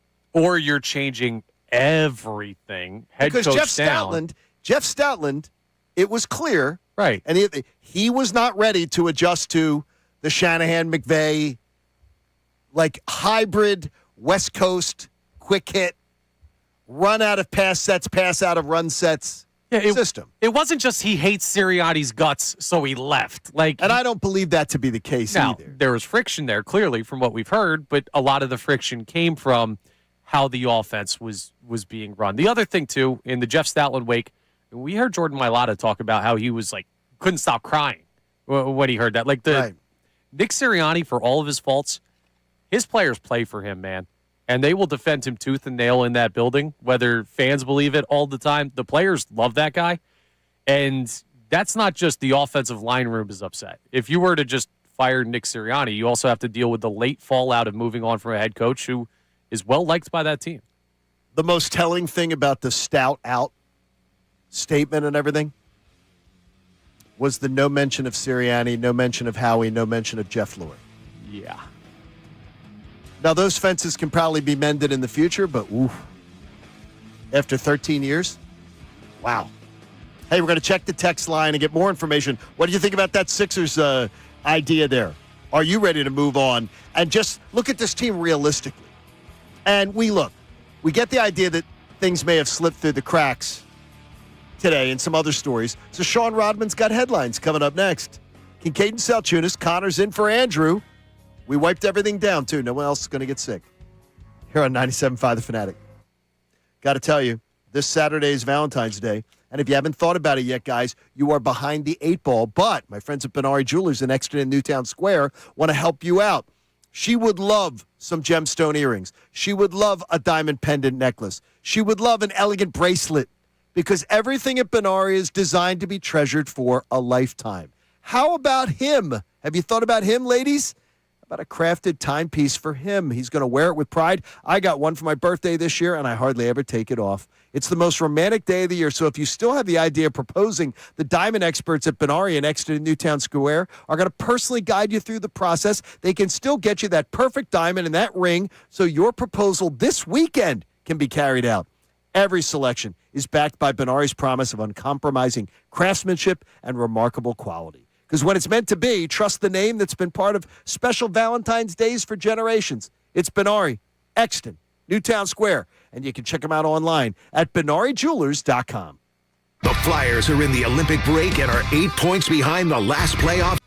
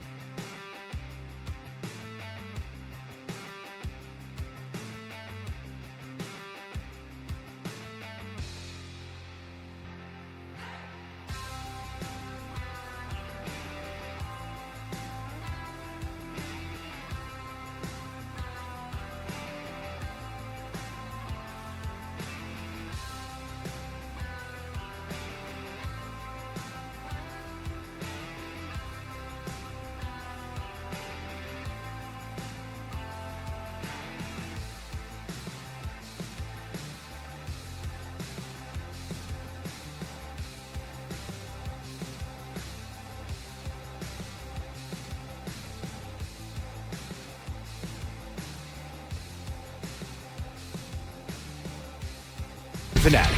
All right, a lot coming up. Andrew DeCecco joins us for the back end of the show. And got a lot of questions for him about the offensive line in flux, the new coaching staff additions and things like that. So we'll be picking his brain and getting into him with a lot of the stuff we've been talking about already. Connor, you an interesting comment, though, you said off of the YouTube chat. By the way, hello, YouTube, this morning. Sorry about that. Yeah, I always appreciate you guys watching. And we were just talking about the Sixers and the dynamic of moving forward. And Neil Dever on the YouTube says, missing 30% of games from Embiid will never allow for enough cohesion to win anything. As long as Embiid is here, we just waste Maxi's prime. I agree with the first half. If you get 30% of Joel Embiid playing, right, you're not going to win anything. That's always been the problem, right? The stars haven't been available enough, and injuries have killed the Sixers. But you're wasting his prime? That's the part that I want people to slow down on. I mean, if you were able, let's say, if you're able to get, what if the Sixers got up to a 5 seed this year? Yeah. And then you play a series, you were able to win a playoff series, and that's not wasting a year of his, not even that. Let's say I don't even think he's in his prime yet. He's 25. I don't think he's in his prime yet. And the other thing with Embiid is, they ran a play earlier this year. I forget the team, where they had a last-second game-winning basket where they ran a high handoff action where Embiid gave up the ball to Maxey. Embiid has been very comfortable allowing space for Maxey to be the guy this year. So I think it's helping his development. Maxey's prime is not at 25. If you think this dude is at his peak right now, now I don't know how much higher the ceiling could be, but I disagree with that. You have did you have something on the text line too, Rodman? Yeah, one person checking in saying it's hard to back a team when their top player only plays 1 or 2 games per week, and in a few weeks we will be into the playoffs, and he's just expected to play 3 or 5 times a week. No, we're not going to be in the playoffs in a few weeks. We got a little still bit got a while. to go, Yeah, but it's 2 months. 2 months till the playoffs. I totally understand that, right? I get the frustration, but that's why we had that conversation. Like, if you're thinking about the Philadelphia Joel Embiids, you're ancient at this point, right? This team is more than him right now, and maybe it doesn't lead to your chance to win a title this year, which I understand people are ravenous for it, but they're not going to win anything this year. They're not. Accept that. Look towards the future. Enjoy what we've got right now and see how it could develop. The we'll see attitude, I think, is very helpful for the Sixers right now. Let's check out the headlines with our own Sean Rodman. Today's headlines with Sean, no relation to Dennis Rodman. All right, today's headlines is brought to you by Lundy Law. For over 70 years, Lundy Law has been fighting for injured people. If you need them, remember the name Lundy Law, your injury lawyers. Visit LundyLaw.com. That's LundyLaw.com. All right, first up, we're in spring training now. It's officially underway. And, when you travel places, you like keepsakes, right? Yes. Well, you go to places, you go on vacations, you like to bring home a little momentum. Well, Zach Wheeler brought home a little momentum from his surgery. The first rib, yeah. What do you do with it? Paul preserved it for me. You have to do a bunch of stuff to it. So I guess, I guess it doesn't decay. I don't know. But he did that for me, and I just have it sitting at the house. Where in the house? It's in my closet. Yeah. Okay, that's creepy as hell. He's got his rib from when he got surgery just in his closet sitting at home. That's creepy as hell. Yeah, that's a little... Why? A little strange. Why? Is he thinking that, God's coming back to make a woman out of it or something? I don't know. What the hell is that about? I think Wheeler's like a sneaky, weird dude. He doesn't talk a lot, but that right there, he's an interesting cat. You've never been to Dallas, Georgia. No, I have Dallas, not. Georgia is a suburb of Atlanta. It's like Dallas, Texas. A suburb of Atlanta that would be like Bucks County to Philadelphia. There's some weird cats in Dallas. That's all I'm going to tell you. Might be the name. Do they just have ribs in the closet? Wouldn't be shocked if the Dallas Police Department has found people with ribs. I'm just going to tell you. That's a little creepy, though. Come on. I'm asking Zach about that when I see Zach. I have to ask Zach. Yeah, that's That's a wild. little creepy. Hey, if it works for him. Is it in a plastic bag? He said a jar. It's A preserved jar? of some sort. Okay, that creeps me Jar out. with his rib in it. But hidden in his closet, it's not out, though. Could you It imagine, still though? creeps me out. It's like, honey, go grab me something from the closet. Why is there a rib in here? God, that creeps me out. Yeah, that's something. Go on. All right, next up, let's go to the Super Bowl parade. And, I personally think it's a little bit of an awkward moment with John Schneider, the GM of the Seattle Seahawks, and talking about contract negotiations. Now, granted, he did have a red Solo Cup in his hand as well. Ken Walker being the MVP. Let's go! Woo! He tried negotiating with me 5 minutes ago. It was really weird. Anyway, hey, MVP. Okay, that's dumb. Drive up the price? Like, I mean, come on. What are you doing? That's a smart move by Kevin Walker, though. You see the guy that's got your contract future in your hands, drinking a little bit, partying, in a great mood. That's when you go up and say, hey, give me more money. Here's the thing is, they're going to make the mistake. You know they're going to make the mistake of paying him big money. Because of this, they're going to go and make the big long-term contract. They have a lot of cap room. They do. So they could probably get away with it. They could. Yeah, he is one of the best. If it's not Howie Roseman, it's John Schneider. Yeah, that's smart, though. That's why every time we have a work happy hour, I go up to our boss. So I'm like, hey, is now the time? A little bit more, cut me off some. Go after the bosses when they're having a little bit of fun and vibing. Not a bad idea. Hasn't worked yet, but it's good. Oh, it hasn't. Go on. All right, last up on Pablo Torre finds out. We have an update on the Kawhi Leonard situation. And Uncle Dennis is a well-known uncle of Kawhi Leonard's. And allegedly, the Clippers knew that there was a potential kickback heading to Uncle Dennis. Allegedly, Uncle Dennis threatened to fire Kawhi's personal trainer from his job with the Clippers if the trainer didn't pay Uncle Dennis the agent fee. The kickback, yep. 10% of the salary in his employment contract. This would be weird, if only because Uncle Dennis did not work for the Clippers and supposedly does not dictate what they do with these shady side deals. Wow. This is a weird situation, man. Whatever was going on with Kawhi out there in that organization, they found some way to pay him under the table and get all this kickback for stuff. Because I think Tom Brady was paid under the table. Allegedly, I will say that Tom Brady's side company being moved into the building, players being funneled to his TB12 rehab centers and everything. I don't think that's a stretch. No, I don't think it's a stretch to at least assume that something was going on. He profited big time off of it. But he got away with it. And Kawhi, now that this is out there, and the Pablo Torres of the world, they're going to go through and do all the research to figure out more to come on this, and it is not going to be good for Kawhi. Got to say, Pablo can be a kook at times, but he does some good investigative journalism. Damn good at it. Hey, it looks like Lane's coming back. Landon may be still up in the air. But Kevin Patullo's exited the building. What's Andrew Tacheko think about the new look offensive staff, too? So many questions to get to. He joins us for the second half of the show on Kincade Salciunas. Connor's in for Andrew here on The Fanatic. Now on 97.5 The Fanatic Sports Update. Pitchers and catchers are officially underway. I'm Sean Rodman, and Zach Wheeler played catch yesterday, an encouraging sign for the 35-year-old pitcher. Thompson told the media earlier in the week that he could be back not too far after opening day. Tim Kelly of On Patterson spoke with us yesterday morning on what the Phillies could do in the meantime at starting pitching. If he's not ready for opening day and then Painter doesn't go well or there's another injury, you're pretty thin. Now, there's some non-roster guys here, but I don't think adding another pitcher would be a bad idea. According to the Athletics' Matt Gelb, Nick Castellanos will not report to spring training this year. The team is expected to find a solution for Castellanos in the next few days. Rob Thompson told the media that prospect Aiden Miller will see most of his time at third base this spring training with some time at second. Sixers lose by 49 to the Knicks last night. Embiid missed his second straight game with right knee management. The big man can rest his knee an extra few days before the next game with the All-Star break officially here. And Kevin Patullo lands on his feet in Miami as their passing game coordinator. This update is brought to you by the Crohn's and Colitis Foundation. The Crohn's and Colitis Foundation has been at the forefront of inflammatory bowel disease research and care for over 50 years. Learn more about research, education, and support at Crohn'sColitisFoundation.org. I'm Sean Rodman on the home of the Sixers, Flyers, and the Best Birds coverage, 97.5 The Fanatic and the Fanatic app.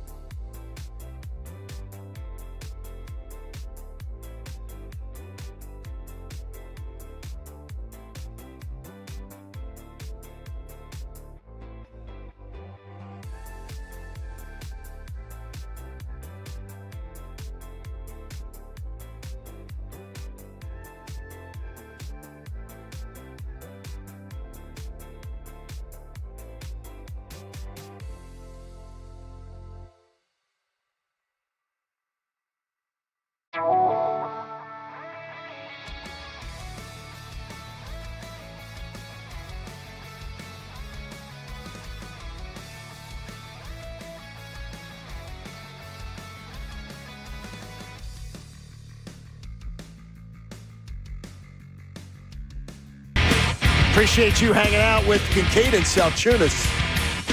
They're on 97.5 The Fanatic. He ain't Salciunas. He's Connor Thomas. You're familiar with him. Well, we've got the Andrew covered. We got the Andrew covered because Andrew DeCecco's with us.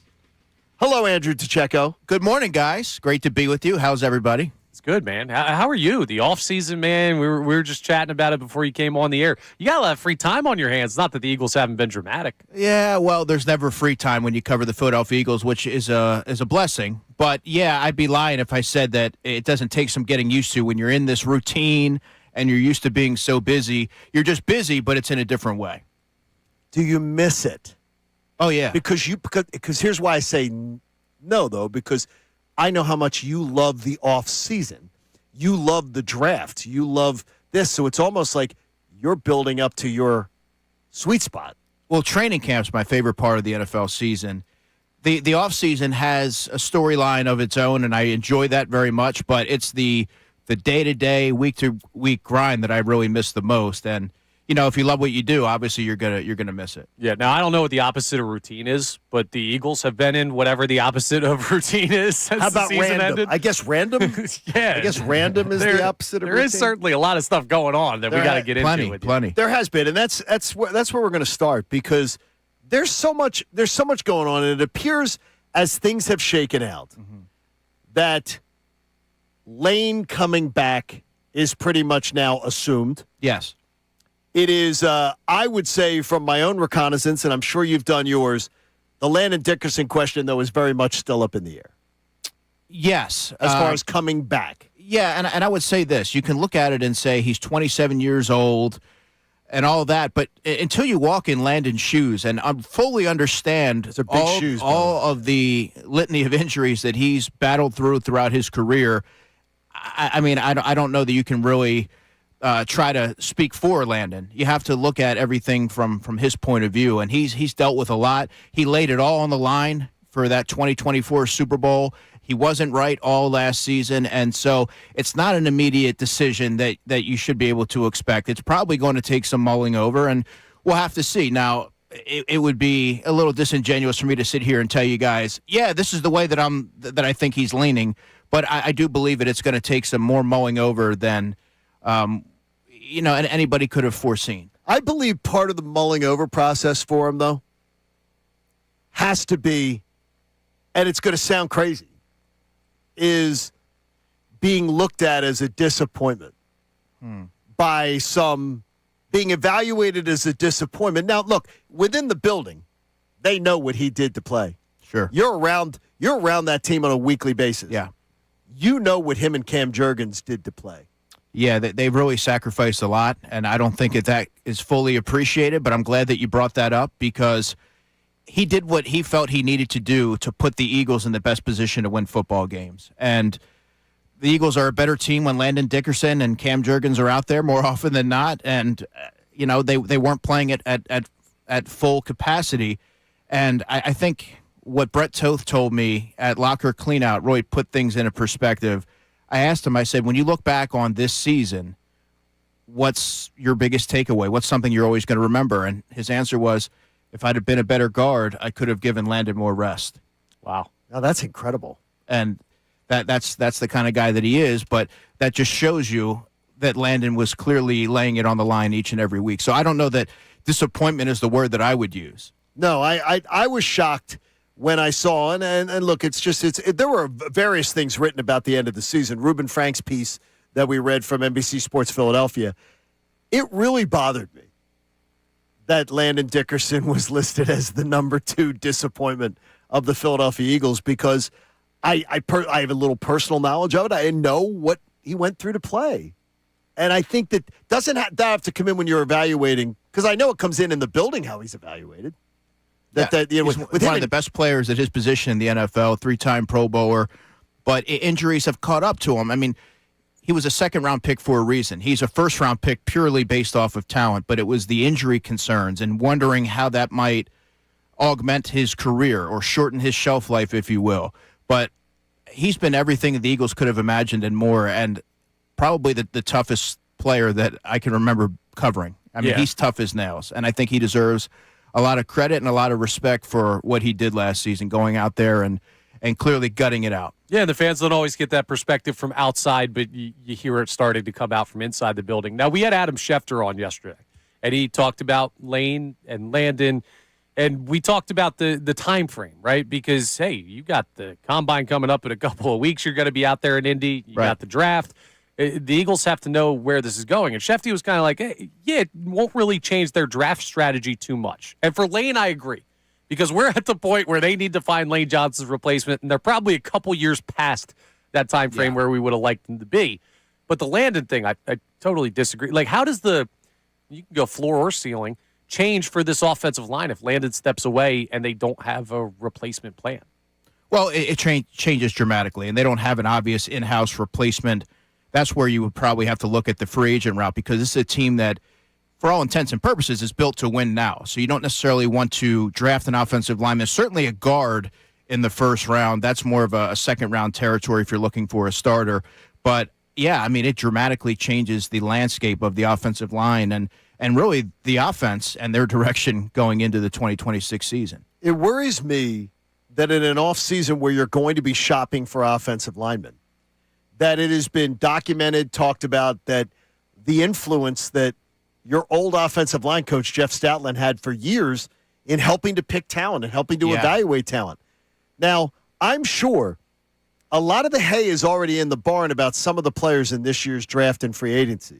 They already know Stoutland's opinion on some of those players, but are they going to trust Chris Cooper's opinion when they have no real knowledge of what Chris Cooper is as a coach? What's their alternative? I mean, they're going to have to, and I'm sure you'll lean on other supporting coaches as well. But you bring up a really interesting point here, John, because the Eagles under Jeff Stoutland have always sought after a certain mold of lineman to play the style that they want to play offensively, that row grading style. And now you're shifting to a style where you have to play more horizontally. At least this is what we think based off of the information that we have and Sean Mannion's background.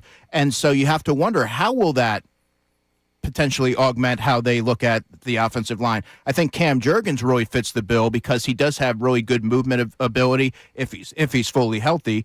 And so that may change the way that you view the draft. Certainly how you look at those day three dart throws that you had such confidence that Jeff Stoutland would develop and sort of mold. I mean, these are valid questions. Yeah, so it's just like when I hear us talking about this, and we're having this conversation about Landon and Lane and the scheme, and can they develop the same way they used to? Like, what's the level of worry we should be at right now? Because I'm getting more worried every day that this offensive line that wasn't great last year, but who knows how much of that injuries, Kevin Patullo's scheme, and the inability to put that in the way they needed to be successful. But, like, where's the worry level with both you guys? You too, Johnny. Like, am I the only one that's thinking we could be in trouble here? I think as we sit here on February 12th, it's a little premature to have those kind of concerns, knowing that free agency is March 11th, and there's the NFL draft and things like that. The roster is going to look different. Who knows? Landon could decide to return. There's just so many scenarios that could be in play that it's hard right now, for me at least, to look at it and have cause for concern, if that makes sense. But that's not to suggest that the Eagles need to really look at this offensive line and figure out how are you going to maximize it, because as we saw last season, if you have a banged-up offensive line, or let's say this season, if you have some pieces there that you're maybe not certain with or comfortable with, it could really short-circuit what you're trying to do from an offensive standpoint. All right, remember, we are going to take questions before he leaves today. We were going to have questions for Andrew DeCecco, football guy Andrew. Today, you can just ask questions of Andrew because there's no distraction of having two Andrews today as Andrew Salciunas is on the shelf. So if you've got a texted-in question for Andrew, no need to say football guy Andrew. Just text it in at 610-632-0975, and Sean Rodman will find the best of those, and we will rapid-fire those a little bit later on in the hour and get to some of those. You brought up that really interesting thing, though, about the change in philosophy. Mm-hmm. With it.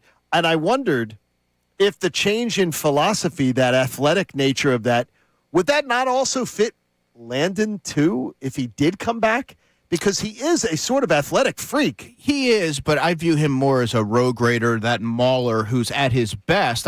He can certainly do absolutely some of those other concepts and execute that well. But I think ideally you want to see someone who is that powerful, who is that strong at the point of attack, driving forward and knocking defensive linemen backwards. And I think that's where he's at his best. Not to say that he can't do it, but based off of the linemen that they currently have, I do question how the fit will be ultimately, if it is going to be that Kyle Shanahan, Sean McVay, zone type of the outside zone type of running, stretch plays, and things of that nature. Yeah, so the offensive line's been hugely in the news lately. And a big part of that, Jeff Stoutland stepping away. We've had the Lane Johnson, Landon Dickerson reports. But that's a small enclave of the Philadelphia Eagles as a whole, and even the offense. So we were talking to start the show today about the Kevin Patullo hire down in Miami. And something we brought up earlier was just, okay, now we're at the point where you have to evaluate Sean Mannion as Sean Mannion and not Kevin Patullo, right? You have to evaluate him on his own merits and not a comparison between him and a guy that we didn't really dig here by the time his time was up. So with that in mind, just the guy, Sean Mannion, how much confidence is it right to have in him with question marks about him being a play caller for the first time? Well, I would say cautiously optimistic. And the optimism stems from the coaches that he's been around. He's been around the NFL's brightest offensive minds, and I think we can assume that he's taken some of those different things that he's learned from each stop. He's a quarterback, so I think his ability to relate and see the game through the eyes of a quarterback should also give you some encouragement there. From what I've gathered, he's someone who will coach hard. He can command a room. That's also very encouraging for a 33-year-old coach. And I think regardless of how it's going to ultimately play out, and we have no way of knowing, I think the concepts that he's expected to bring will be welcomed for this Eagles team. You have to modernize this offense. You have to enhance it to bring it up to speed with some of the upper echelon offenses in the NFL for the Eagles to ultimately evolve, and that's a good thing. What is the most interesting thing or most intriguing thing in you, because I know you, he's like a freaking detective, that you have been doing your research on Sean Mannion? What's the most sort of intriguing or interesting thing that you found out about him that makes you say, I got to go deeper on this. I got to find out more about this. Yeah, I think it's just his varied background and what he could potentially add to this Eagles offense. I'm curious to see what kind of changes you're going to see. There's going to be big changes coming. Are they going to be drastic? And how might he be able to help amplify the passing game? But everything that I've sort of gathered, John, behind the scenes, this is a highly intelligent coach, and he's well-versed in the West Coast offense. So I want to see what he's able to do to put his spin on that. So it's just more so me being intrigued with his intelligence and understanding of the game, and having played the position at a high level, at the highest level, that he's going to come in with that respect. Yeah, I'm intrigued by a lot of things in my day-to-day life that might not be the best for me. You're intrigued by shoelaces. Let's be honest. Yeah, I'm a simple man. But sometimes the shiny new toy, the change to maybe even be more like other teams in the NFL that like to play the West Coast offense more, open up the offense a little bit. We talked earlier this week about, hey, the Eagles have had success doing it their way, and now I'm a little uncomfortable with the change. It could be better, but for a team that's had such success, man, it does. I got some worries over here today, Andrew. Well, that's what I always say. So many folks clamored for change. You're getting it. But I would also say be careful what you wish for, because it could take some time. A lot of the coaches who have now joined the Eagles staff, they're going to have to get on the same page. They have to learn their personnel. The personnel has to learn the coaches. You have to figure out how to best accentuate what they do. It could take some time. There could be some growing pains. In fact, that should be expected. So while I say it's important to exercise patience, those listening may say, yeah, and that sounds good on the surface, but come week 3, if this offense is sort of finding their footing, are you going to be able to have that kind of patience? Okay, that's what's going to be required. It's the thing is, it's almost like our earlier Sixers conversation. I'm willing to see patience with progress, with promise. I'm not willing to see patience with stars that I think should do better. If I see a bunch of changes on the offensive line and maybe A.J. Brown's gone and maybe there's some, I'm willing to have more patience. Like last year, I was not willing to have Dude, you know what's weird? I'm less patient right now. I was Captain Patience the past 2 years because you were. of where I knew the floor of the Eagles. This makes me less patient. See, now I'm exactly the opposite. Like I am willing to be, because I'm completely intrigued by, I realize Sean Mannion stepping in without Jeff Stoutland. Sean Mannion stepping in, changing the entire sort of philosophy of the organization and the way they play the game. Yeah, I think you should be intrigued by that. I'm kind of confused with your stance on that, Cotter, because you have been patient. And when you're bringing in a new coaching staff like this, not all the faces are going to be new, but you have a 33-year-old coach who's only been coaching for 2 years in the NFL. He's a bright mind. We kind of have an idea of what we can expect to see. Now, whether that's fully implemented or not, we'll have to wait and see, because the same was forecasted for Kellen Moore when he took over as offensive coordinator after the 2023 season. But I think you should be certainly encouraged with some of the recent developments. Yeah, you know what I think it is? Like, I'm more of, we talk floor and ceiling so much when it comes to sports. I'm more of a floor guy than I am a ceiling guy. You find a high floor, and then the ceiling will figure itself out, right? And to me, the reason I was so patient the past couple of years is because the Eagles consistently had this approach as an organization. They had so many of these longstanding players and coaches, and Jeff Stoutland's part of that as well, or at least guys that you knew what you were getting. And the more I'm uncertain about like what the floor of a team is, let's not pretend like this Sean Mannion thing's guaranteed to work out. So I knew last year with the Nick Sirianni style of offense and Kevin Patullo being in the organization, at worst, they're going to win the division. They're going to be a playoff team.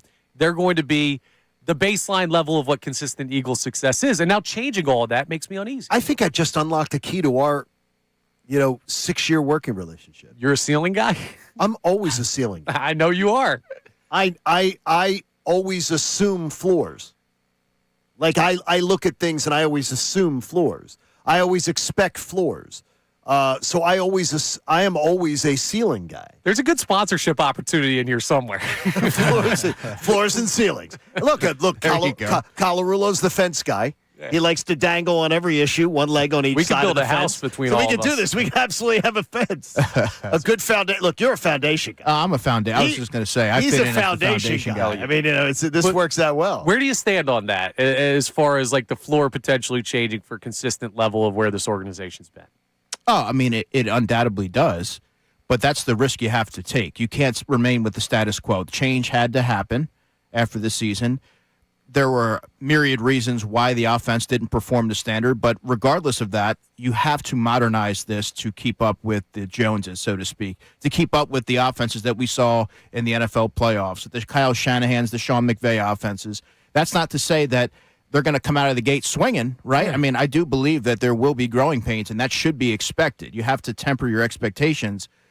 And there is a world in which it doesn't pan out, and they have to revert back to much of the offense of old, like we saw with Kellen Moore when he tried to put his spin on the offense, and then about after 4 weeks, they had to revert to a run-heavy approach. But a year ago, you were beating the Joneses' ass. Keeping up with the Joneses. I saw this team be dominant. So is it a misfire by the Eagles to say, hey, we got to try and be like them instead of just what we've done? We took a year off, but it still works. I don't think it is, because what do you think 31 other teams did in the offseason after the Eagles won the Super Bowl? They figured out, how can we stop this team? And the Eagles, kept with the status quo because it had been so successful. And it caught up to them. Now it's time to advance it and take it a step further. And I think of where we sit, and I know that Andrew's not a gambling guy, but I think of where we sit right now, and I say, okay, the Philadelphia Eagles, seems like a lot of turmoil, right? Yeah. All right. To win the NFC, as we wake up this morning, the Seattle Seahawks, they are 19-4, which is plus 475. The Rams, plus 500. The Eagles, plus 600. Green Bay, plus 700. Lions, plus 750. But the Eagles only trail the Seahawks and the Rams. Yeah, and they're right behind the Rams. And Zach Wheeler. And we have all of this, like, perceived turmoil, things that there's no answers to. And the guys who set the lines, who build the billion-dollar casinos, are saying the Eagles are right there. Zach Wheeler is 7th in the National League in Cy Young odds right now, and the guy might not have a shoulder. Yeah, but this is teams. I know it's teams. This is 53 guys. But the principle to me is the same of just like we believe in the overall quality and the track record, but it doesn't mean there aren't major questions that could lower that floor. Yeah, I think maybe what stems from that, John, is that the Eagles are routinely a contender, and you know that with Jeffrey Lurie, with Howie Roseman, and that ownership there, they're going to do whatever it takes to make themselves a viable contender each and every year. How that might look, well, we're going to find out because we have the draft and we have free agency coming up, but they're not going to sit on their hands, certainly, and they're going to do whatever they can to make the roster as strong as it can be. It's there's like Sean Rodman. We have anybody that wants to chime in on the earlier? Because I want to get anything on the Sixers because I wanted to get Andrew DeCecco's thought, because I think of you falling into sort of that Ray Dunn, Andrew Salciunas, Connor Thomas of like still bought in on seeing Embiid cash it in. We have anybody wanted to chime in on that, Sean? Yeah, one person checking in, Pete from Drexel Hill, saying, I'm enjoying the Sixers season, but part of that, for me as a fan, is allowing myself to root for an unlikely playoff run, especially since the East is sort of open. Because I said earlier today, I wish people would stop talking about them being a contender in the East and just enjoy watching Maxey and Edgecombe and things come together because this team isn't a contender in the East. I'm with you. I'm actually with you because really? Okay. If you're looking at things objectively, I don't know that you can look at the Sixers and say that they're a viable contender, right? I mean, what I'm enjoying watching is the growth of the young players, watching Embiid sort of being reinvigorated. He's healthy, and that's fun to watch. And for me, that's kind of how I'm taking it. If they make a serious run, well, that's a bonus from my point of view. I'm sort of just enjoying how this team's sort of coming together and what they could be in the future. Yeah, dude, we're all in the same spot with that, and I know it's there's just a different way of getting it. We're all sort of we've ended up in the same different location paths. with very different routes, different paths, but we're all here, and I think it's a beautiful place. If you can accept that and just enjoy the season, I think it makes us happier. But you got to accept they're not in the finals this right. year. It's just not going to happen. No. Now, look, I love the Price is Right, but I want do you? Andrew DeCecco to go shopping. In case the offensive line has to fill multiple veteran vacancies, we don't want to depend all on the draft. What's the free agency pool look like?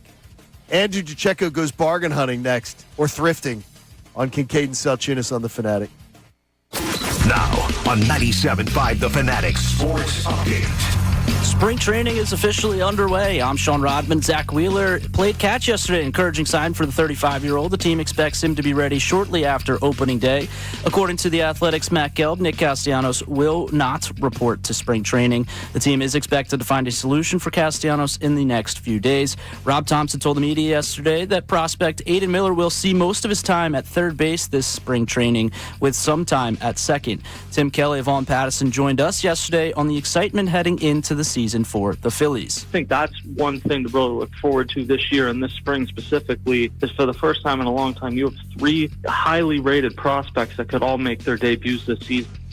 The Sixers lost by 49 last night to the Knicks. It was the team's largest loss since the process era, dating back to 2014. Embiid missed his second straight game last night with right knee management. The big man can rest his knee, though. A few extra days with the All-Star break officially here. Sixers are back in action next Thursday, the 19th, at home against the Hawks.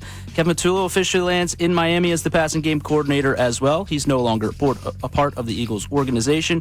And this update's brought to you by Papa John's, introducing new pan pizza from Papa John's. Order a medium, one-topping pan pizza, just $11.99 when you download the Papa John's app or at papajohns.com. Better ingredients, better pizza, Papa John's. I'm Sean Rodman on the home of the Sixers, Flyers, and the best Birds coverage, 97.5 The Fanatic.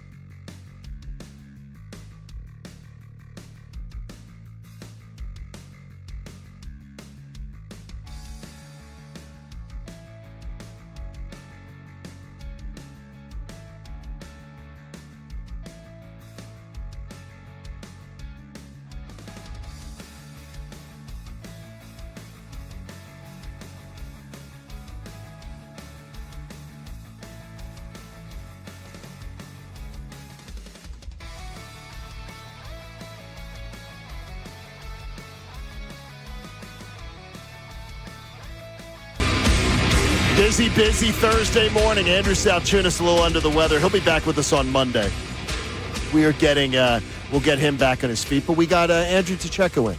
So the Andrew portion is handled on the show. Connor Thomas in obviously in Andrew's seat, and Sean Rodman, kind enough to be there for us, which is appreciative. It's Kincade Salciunas on the Fanatic. A lot of good Birds talk this morning, but we'll be getting into some other things too, and obviously an off season of interesting storylines that includes some free agency, to me, offensive line shopping. I looked yesterday at the offensive linemen that were available in free agency this year and saying, what if?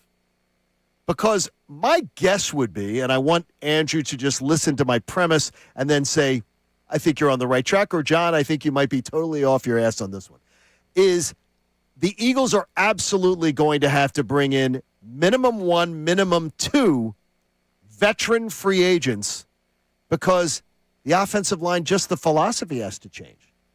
Guys who understand the style of offensive line, as you say, the style of athlete they want on the offensive line is to change. So I'm guessing there's going to be at least two veterans that are brought in here that have been around the NFL for a while that understand what they want to do. Not only from that standpoint, but also you're not going to be able to, I guess, restock the cupboard in one draft. So you have to kind of safeguard yourself and add a player in free agency here or there so you don't it's almost like draft-proofing the roster to a degree. And to your point, yes, you have to figure out the caliber of athlete that you're looking for. What traits and characteristics are you seeking from your offensive lineman to be able to fully execute the vision that you have for the run game? Do you consider free agent offensive linemen, if I was to say to you, here's the store, I send Andrew Tacheko into the free agency store, where do you believe you usually find the best, most predictable value if somebody decides to shop in the free agency store? Is it the aisle where offensive linemen are, or is that an unreliable place to shop for teams, if just from your history and your understanding of it? Yeah, I think it can be a little hit or miss, a little unreliable, because you don't know how much they were impacted with their previous stop, their previous coach, if they were the ones who got the most out of them, and then all of a sudden, like Mekhi Becton, for example, I think is a prime example of what you can point to, because he thrived under thrived is a little strong. He performed well under Jeff Stoutland, great reclamation project. Then he goes to the Chargers and does not perform well at all. It's one of the worst performing guards in football. So yeah, I think it can be hit or miss, but that's where familiarity sometimes comes into play. It kind of leads to what we're going to be talking about. It's also tricky, right, because they're a unit. And not that other players like wide receivers, quarterbacks, whatever, don't interact with other players on the team, but so often you hear people make the commentary that linemen are a product of the line they're a part of. Like Mekhi Becton, a great thing. He's in between Lane Johnson and Cam Jurgens, and Jurgens had a really strong year that year before the injuries got him. So is that tough to evaluate, like the individual player as part of a bigger unit of the offensive line?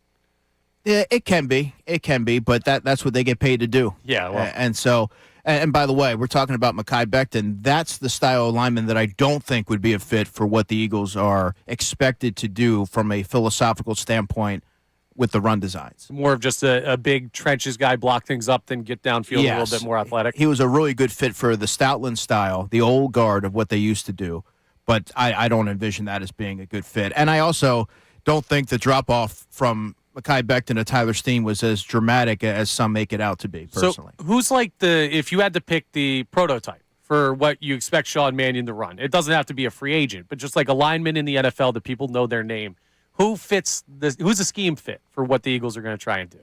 I'll give you a free agent name. I love that. Dalton Reisner. He was drafted by the Denver Broncos, was coached by Chris Cooper during his time with the Broncos, and he was also coached by Chris Cooper when he was with the Vikings in 2023 and 2024. This is someone who can play left or right guard. He's spry. He moves well laterally. And I think having the understanding of what the Eagles are likely trying to implement would make a lot of sense. And he's also not going to break the bank. So I like Dalton Reisner as a low-cost sort of, I don't even want to say like someone who could just fill in for a stopgap for a couple of years, but that is somebody that would make a lot of sense. Is the idea of what is in free agent market, what is the age group that you say not shopping that aisle? If they have them grouped by age, are you looking for second contract guys? Are you daring to go with third contract guys, 29s, 30s? What are you looking at? If I'm the Eagles, I'm looking for experience, someone who's going to give you competent play, but not necessarily someone that you view through the lens of having a long-term future with the team. One, from a financial standpoint, I don't know if that's going to be feasible considering all the free agents that the Eagles have. But also, I think they've proven over the years that they're more apt to draft linemen and develop them. So I believe that's going to be the course of action that they look to execute this offseason. Now, do they have time to do that? It feels like they've been so ahead of the curve, not just at that line, but at a lot of positions with bringing in guys and a chance. I brought this up, I forget how long ago, a couple weeks, where when you bring in guys like Jordan Davis and Jalen Carter, they get a chance to play while Fletcher Cox is still on the team. You bring in guys like Nolan Smith, they get a chance to play Jalix Hunt with Brandon Graham. And with Jason Kelsey, Cam Jurgens here has a chance to play next to him, also a guy that Jason Kelsey evaluated himself.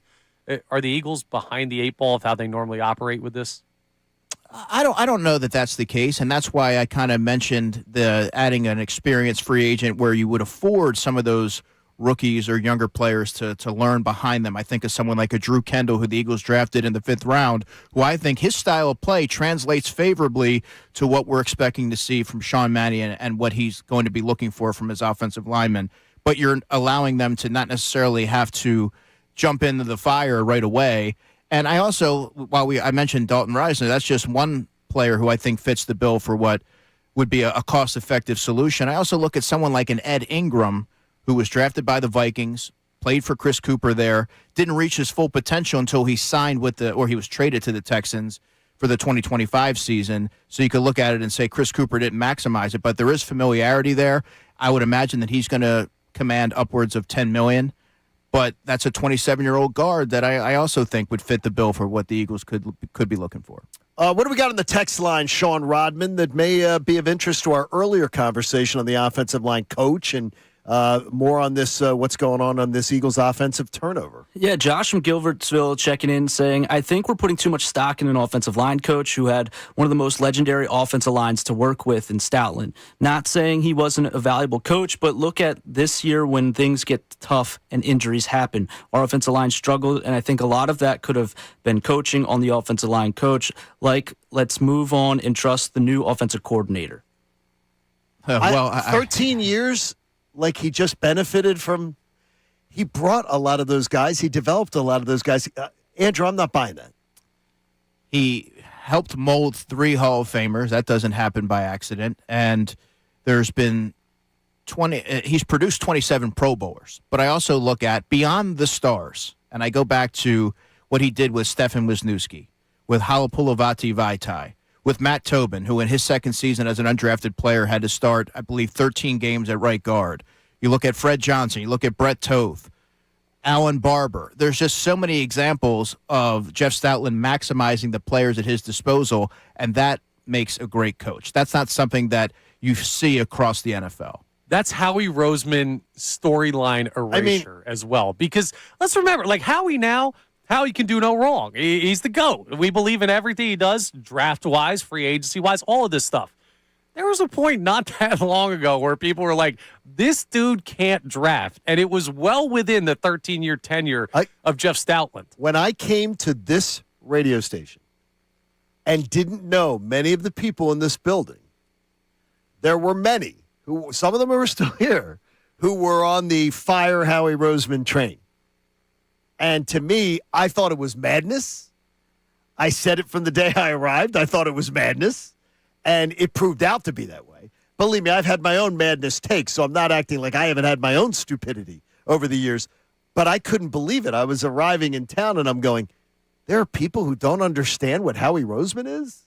But at and the what same he's time, accomplished? right, there were rightful questions about his ability to draft. So There were absolute questions. So that texter saying like, "Oh, he's always had these great players." Well, you were questioning the guy that was getting those great players, saying he wasn't doing his job, and through that whole time, Jeff Stoutland was awesome. So yeah, that's and I to just Stoutland. named a bunch of players that he helped elevate their performance. I mean, the Eagles likely don't win Super Bowl 52 if they're not getting that quality of play from Wisniewski and from Halapoulivaati Vaitai. That just doesn't happen. Even if you can pronounce it, you deserve something for that. Rodman, what else we got? All right, going back to our earlier conversation with confidence versus optimism with now that Patullo's gone and Sean Mannion, Joe from Media checks in saying, Connor hit the nail on the head earlier. I think if any Mannion minions were really pressed, they would say it's more optimism than confidence in Mannion. Why would we have confidence just because he played the game under some very notable and impressive coaches? Take a look around the NFL. The league is full of failed coaches who had a similar resume. Yeah, that's more negative than I would go, but No, that's more. Yeah, that's but, more in line of what my questions are. yeah, it's more your question. But I mean, is this? And I understand that point of view completely. Like I don't. So do I. I get where they're coming from. You should have a little bit of skepticism. He's never done it before. He's stepping into a very high-pressure situation. But based off of the information that I've gathered, this isn't someone who's going to waver in the moment. I think he's going to embrace this role. I like the amount of coaches that he's worked with that have these bright offensive minds, whether it was Sean McVay, whether it was Kevin O'Connell. You can kind of go down the list here, and you have to think that's going to have made an impression on him and help him as he looks to get things rolling here in Philadelphia. Okay, I got a text that was shared with me in the last bit here that I'll share with you from a pretty connected NFL insider.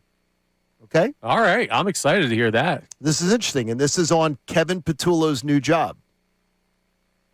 This person believes Kevin Patullo would have stayed with the Eagles as a pass game coordinator if they had gone the route of Bobby Slowick, but the Eagles were not in the Bobby Slowick shopping.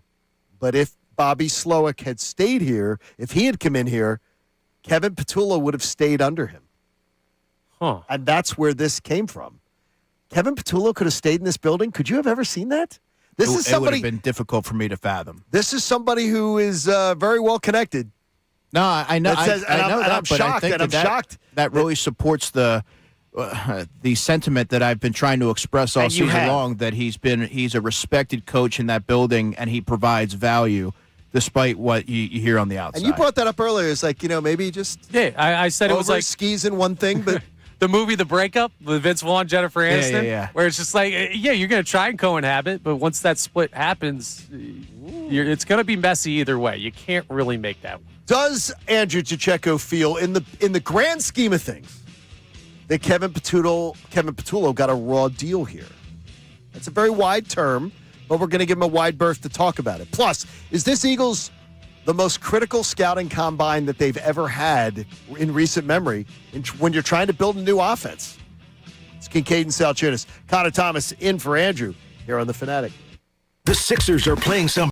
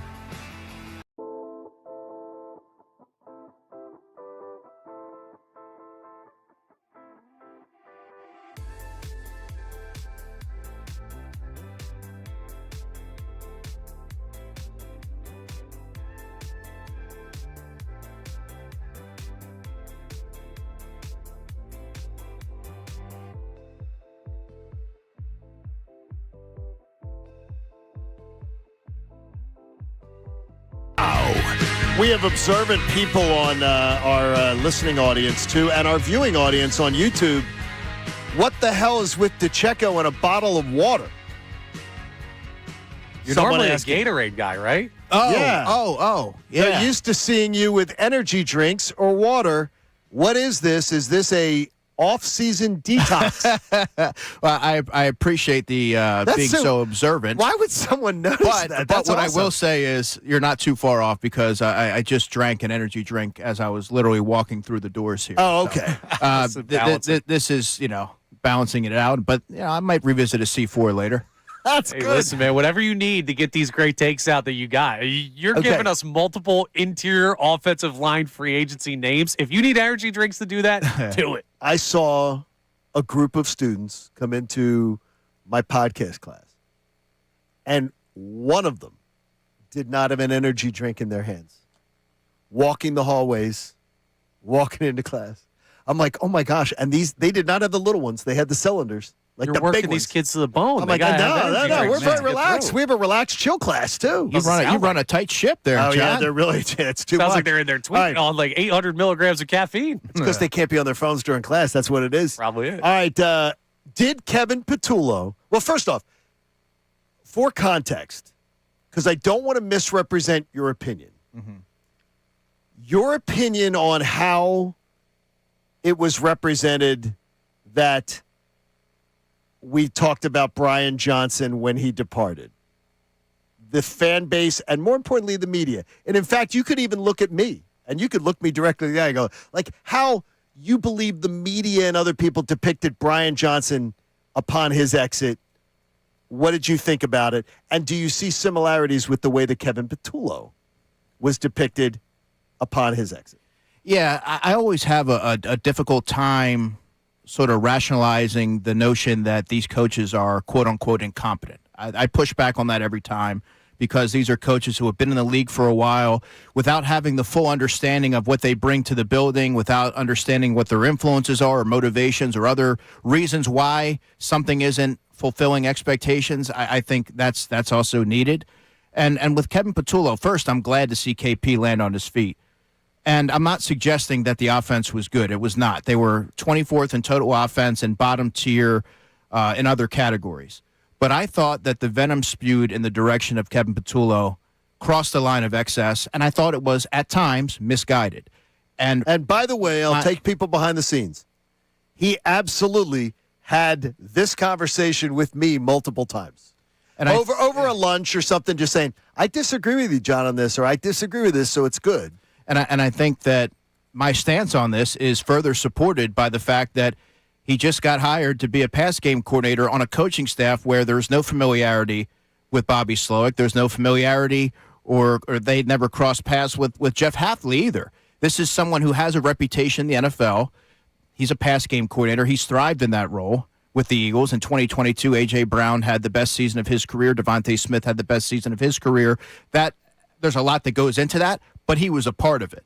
And I think his head coach, how he's going to help Jeff Hafley with his head coaching responsibilities, that's also something that shouldn't be discounted for what he did here in Philadelphia with Nick Sirianni. So the league tells you that he wasn't somebody that they were just going to let fade into obscurity.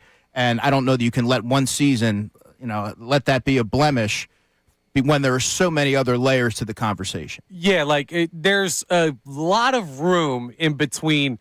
This guy needs to get sent to Guantanamo, and he probably shouldn't be the OC of the Eagles anymore. Well, it is just for people to know. And now one of my buddies just texted, go, what, does DeCecco kick your ass behind the scenes? Could if he wanted to. Well, he could. he wouldn't even have to be behind the scenes. But, I mean, it's like, I would say that's been our relationship. You have no problem telling me I think you're off base. No. And I have no problem hearing it from him because I respect his opinion. And sometimes I actually go, okay, yeah, I changed my opinion. Yeah, based on what I hear. Sometimes I don't. I'll be stubborn or I don't, but that's what it is. I mean, yeah. The Patullo thing got such to an emotional point because he became the lightning rod or one of the lightning rods of the Eagles' failure to repeat when we thought they had such a good chance. They egged this damn house. That tells you everything you need to know about how far people went. Oh, you're gonna make me forget. I know, it's just kids.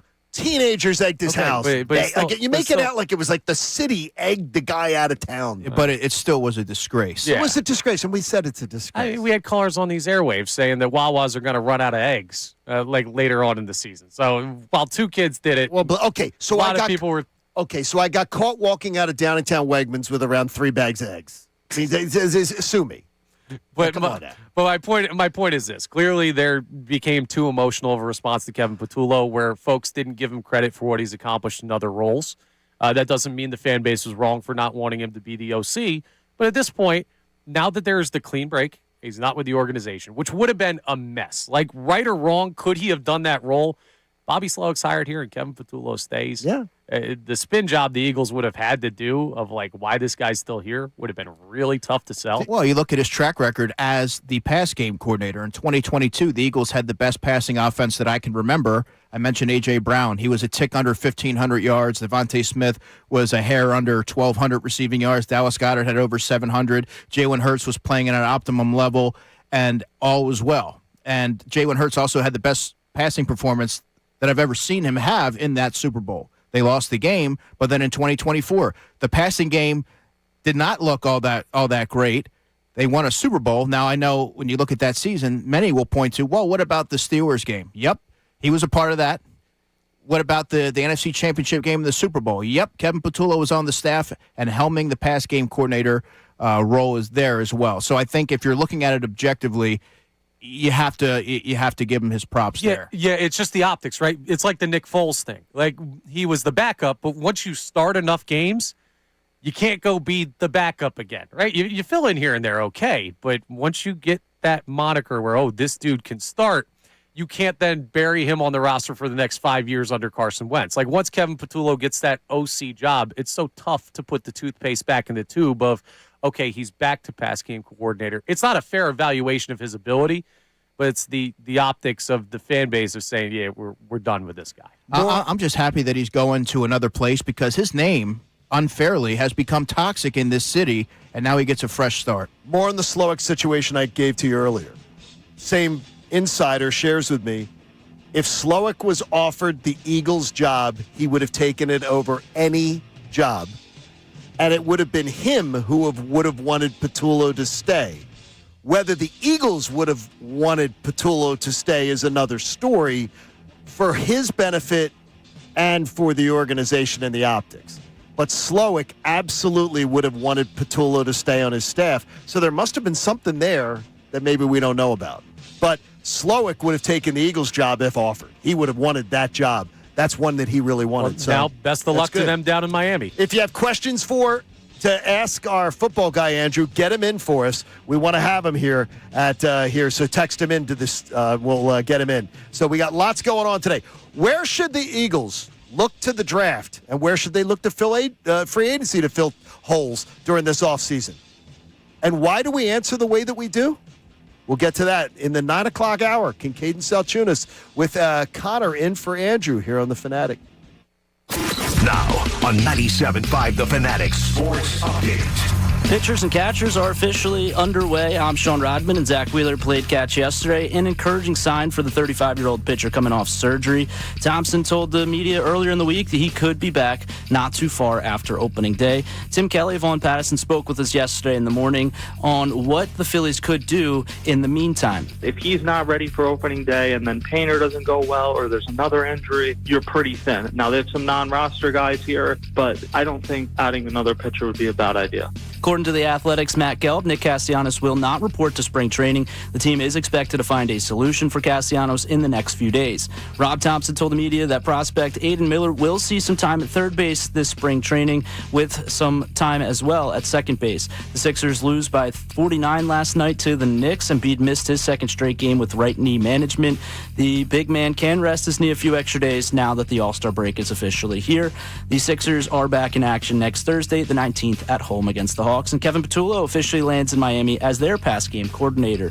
This update is brought to you by Mattress Firm. Mattress Firm's President's Day sale is here. Score unbeatable deals and get matched with the perfect bed. They make sleep easy. I'm Sean Rodman on the home of the Sixers, Flyers, and the best Birds coverage, 97.5 The Fanatic and The Fanatic.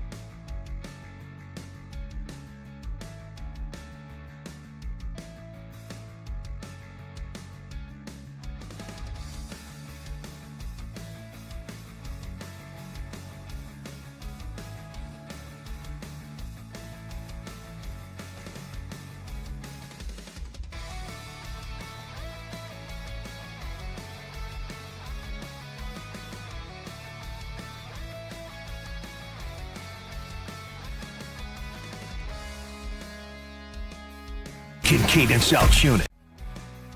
To have his staff. And yesterday, we heard it from Adam Schefter that it appears he is going to have the ultimate freedom to do his thing.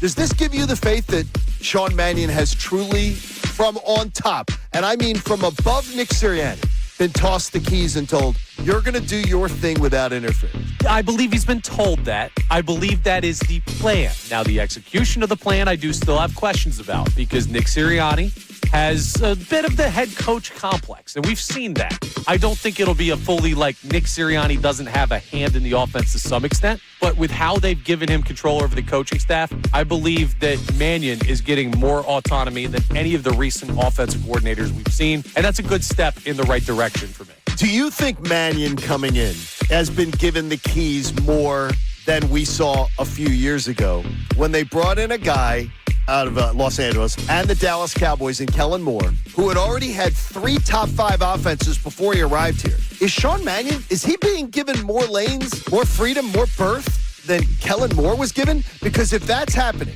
I'm just telling you, that gives me reason for concern because Kellen Moore came here with a resume of top 5 success 3 different times. I want Sean Mannion to be able to do his thing. But, man, that's far different than what we saw Kellen Moore be able to have. Now back to the show. And that's where I want Andrew Tacheko to call me a hypocrite. You're a hypocrite. Because it is. It's because it's the whole thing, and you brought it up earlier. And I had it in the notes to set it up to talk about it now. Connor in for Andrew today. Andrew Salciunas, a little under the weather. He'll be back with us on Monday. I banged the drum on being worried about the offensive coordinator not being ready and everything all summer long last year. I saw it coming. I felt it was an oncoming train. I wanted change. I wanted different. I wanted it. And then I'm like, wait a minute. Maybe too much different. And that's being being a hypocrite. That's being a hypocrite. So you could call me a hypocrite. Well, yeah, I don't like to toss out names. You're allowed to call me a hypocrite. It is humorous to me that not only you, John, I see it on social media. Those that were clamoring for drastic changes are now saying, well, I want to change, but this is a little too much. No, the Eagles are going all in here, and it's more like the train's at the station, hop aboard, or the train's leaving. So now, something I brought up there when we were discussing earlier, it wasn't in the recap, but my argument is more that Mannion's getting some of this autonomy by default because the Jeff Stoutland decision was not organizational. The Eagles didn't say, hey, we're moving on from Jeff Stoutland so Mannion can have that.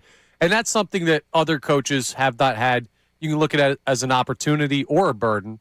But because of that, now you've got a new tight ends and offensive line coach and new rushing game coordinator, 2 different guys filling those roles. So he almost got it because they're like, oh, well, now we got more positions to fill, which other coaches have not had the openness to do. Yeah, I mean, just look at it. Like you guys mentioned Kellen Moore a moment ago, and Kellen Moore brought over Doug Nussmeier to coach the quarterbacks and Kyle Valero, who was an offensive assistant. That's it. Right. Sean Mannion's having the opportunity here to look at his coaching staff, assess it, bring in names that he wants, that he thinks are going to be a good fit and complementing his view for what he's looking for. And look, the Eagles are taking a big leap. There's no doubt about that. But for the team, you have to allow the offensive coordinator to have his imprints on the offense. It can't be a half measure. So whether or not it's going to work out, we're going to learn in September. You have no way of knowing prior to that. But, I mean, look, I think there's reason for optimism when you look at the NFL, and there's a lot of teams that are mirroring what the Eagles are doing. You look at David Blau with the Washington Commanders. Mm-hmm. And he's young, He was only an assistant quarterbacks coach for 1 season and was appointed the offensive coordinator role.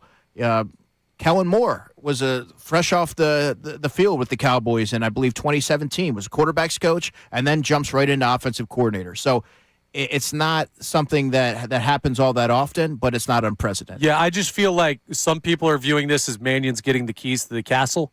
And I think in some aspects, like the Jeff Stoutland thing, the keys to the castle were kind of dropped on the ground and he picked them up. Like, I don't know, it's a full handoff of like, we want you to have all of this. I think that was what the Josh Grizzard hire was. And now there's other stuff that has fallen into his lap because of the Stoutland thing that maybe the Eagles aren't comfortable with, but they're going to have to deal with it this year because we are where we are. Andrew DeCecco is going to answer your questions directly coming up in around 7 minutes. So if you have a late question you want to get in, you can text it in at 610-632-0975.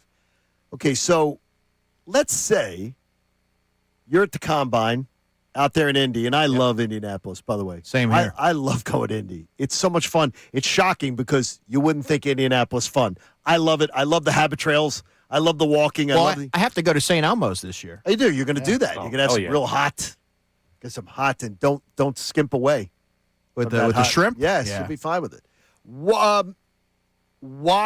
If Howie said to you, Andrew, what would your philosophy be about shopping for certain positions in the draft and others in free agency? Where would you be more comfortable with the holes that I've got to fill and looking ahead to maybe some players we have to say goodbye to? Maybe a Reed Blankenship we have to say goodbye to. Maybe a Nakobe Dean we have to say goodbye to. About filling positions, where would I be more comfortable filling guys with veterans out of free agency or trade, or filling out of the draft?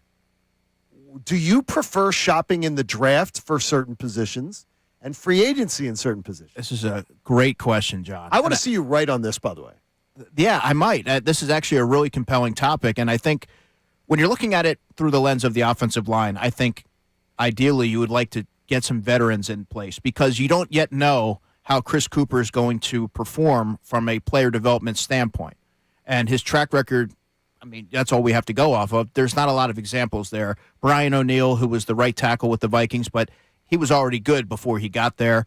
So I think you want to get with some proven commodities to fulfill some of those spots. Now, when you talk about safety, ideally you would want to look through the draft because you have a lot of confidence in Joe Casper, who's now replacing Christian Parker as the defensive backs coach, to maximize the development. I also think the Eagles could stand to get a little bit more athletic on the back end. There is a safety who I like in free agency named Nick Cross with the Colts. He started a number of games, racked up over 100 tackles the last 2 seasons. Young player, not yet 25. But I think in the draft might be the best course of action to add another player who can complement Drew Makuba, maybe be a little bit more of a thumper as a tackler, but also provide a little bit more range and athleticism on the back end because that's the way the modern era is trending. You have to be able to cover at all levels and sacrifice a little bit more of the physicality around the line of scrimmage. Then you look at receiver. Receiver is interesting because I think you have to go through the draft there and really allow them to grow and develop underneath the players that you already have. So it's all position dependent. Because to me, I do not want to go veteran receiver route. No, for some reason, veteran wide receivers, it just doesn't seem to. They never seem to materialize what like the back of the baseball card says. Yes. Yeah, it's the same thing with free agent quarterbacks. Now, it's a bad example because of what Sam Darnold just did. But overall, if you're getting a guy who's on his second or third team as a free agent quarterback, those aren't the dudes that end up hoisting Lombardis, right? Usually, yeah. Because if you have a good one, or if you have a maybe good one, or if you have I can squint and turn this player into a good one, you're paying that guy because guys love quarterbacks so much. I think receivers are more like that, where if you have a dude you can talk yourself into being a one, they don't get out of the building to go to other teams all that often. You're 100% right there. They're hard to come by. They're hard to develop. And when you have an upper echelon player like that can change the game, you want to do everything that you can to keep them in the building. So real quick on this. Yeah, so there's 2 facets to the question you asked, Johnny. And that's why it's so intriguing and why Andrew's great at it. Because I just think about it, dumb football brain, from like how quickly do I need players available at certain positions. And that's how I decide between free agency and draft. Now, you can marry that with, hey, I know this draft class is strong at X position, Y position, and same with free agency. But when you get that question from John, is your first thought like, how quick do the Eagles need this player? Or where is the most talent set? Like if it's a free agent class or a draft class at that position, where does your mind go first? Well, it's dependent. I think when you look at safety, you have a lot of confidence in Joe Casper developing that player. You already have young players on the back end with Makuba, Cooper DeJean, and Quinyon Mitchell. That just seems like a natural fit there to me. Offensive line, because of Chris Cooper and the the unknown territory in terms of how he's going to mold the talent that he's working with, that's where I would lean towards getting an experienced player there, because this is an offense that's ready to go right now. And if there are some bumps in the road or some turbulence for a younger offensive lineman, how might that limit the offense in terms of their capability? So I would go experience there, preferably someone, like I mentioned, Dalton Reisner, who's well-versed in the style of play that we're expecting the Eagles to implement. Can I ask you, before we get to the people getting to ask their questions of our football guy, Andrew DiCecco, do you think Nick Castellanos got a bad rap here in town? You're a Phillies fan. Yeah. Because I'm seeing so many people. I've even gone back and forth with a few people on social media. I mean, he's delivered in the postseason. He has. As well as, he's delivered like Schwarber has. He's delivered in the postseason. He's come up with some timely hits. I think he's sort of gotten a little bit of a bad rap. Now, he leaves a lot to be desired in terms of... Under-delivered on the contract number, I think, is like... Well, also the right? fielding. Yeah, the fielding piece is something that he leaves a lot to be desired. So he's sort of a one-dimensional player. But to be sort of cast aside like that on a team that is very underwhelming, at least on paper, and with their outfield, the way it's constructed, I think that's one of those things where it's be careful what you wish for. There was an interesting thing that I don't know if you saw what I'm stealing this from MLB Network. They have the Phillies outfield right now. Was this Shredder again? No, but by the way, the Shredder is their computer. Yeah. That Brian Kenny runs. It's aptly named because the lists that come out of there. But if you take out Otto Kemp and put in Nick Castellanos, or you insert Nick Castellanos and take out the unknown, I think the Phillies outfield is actually projected worse. Really? Yes.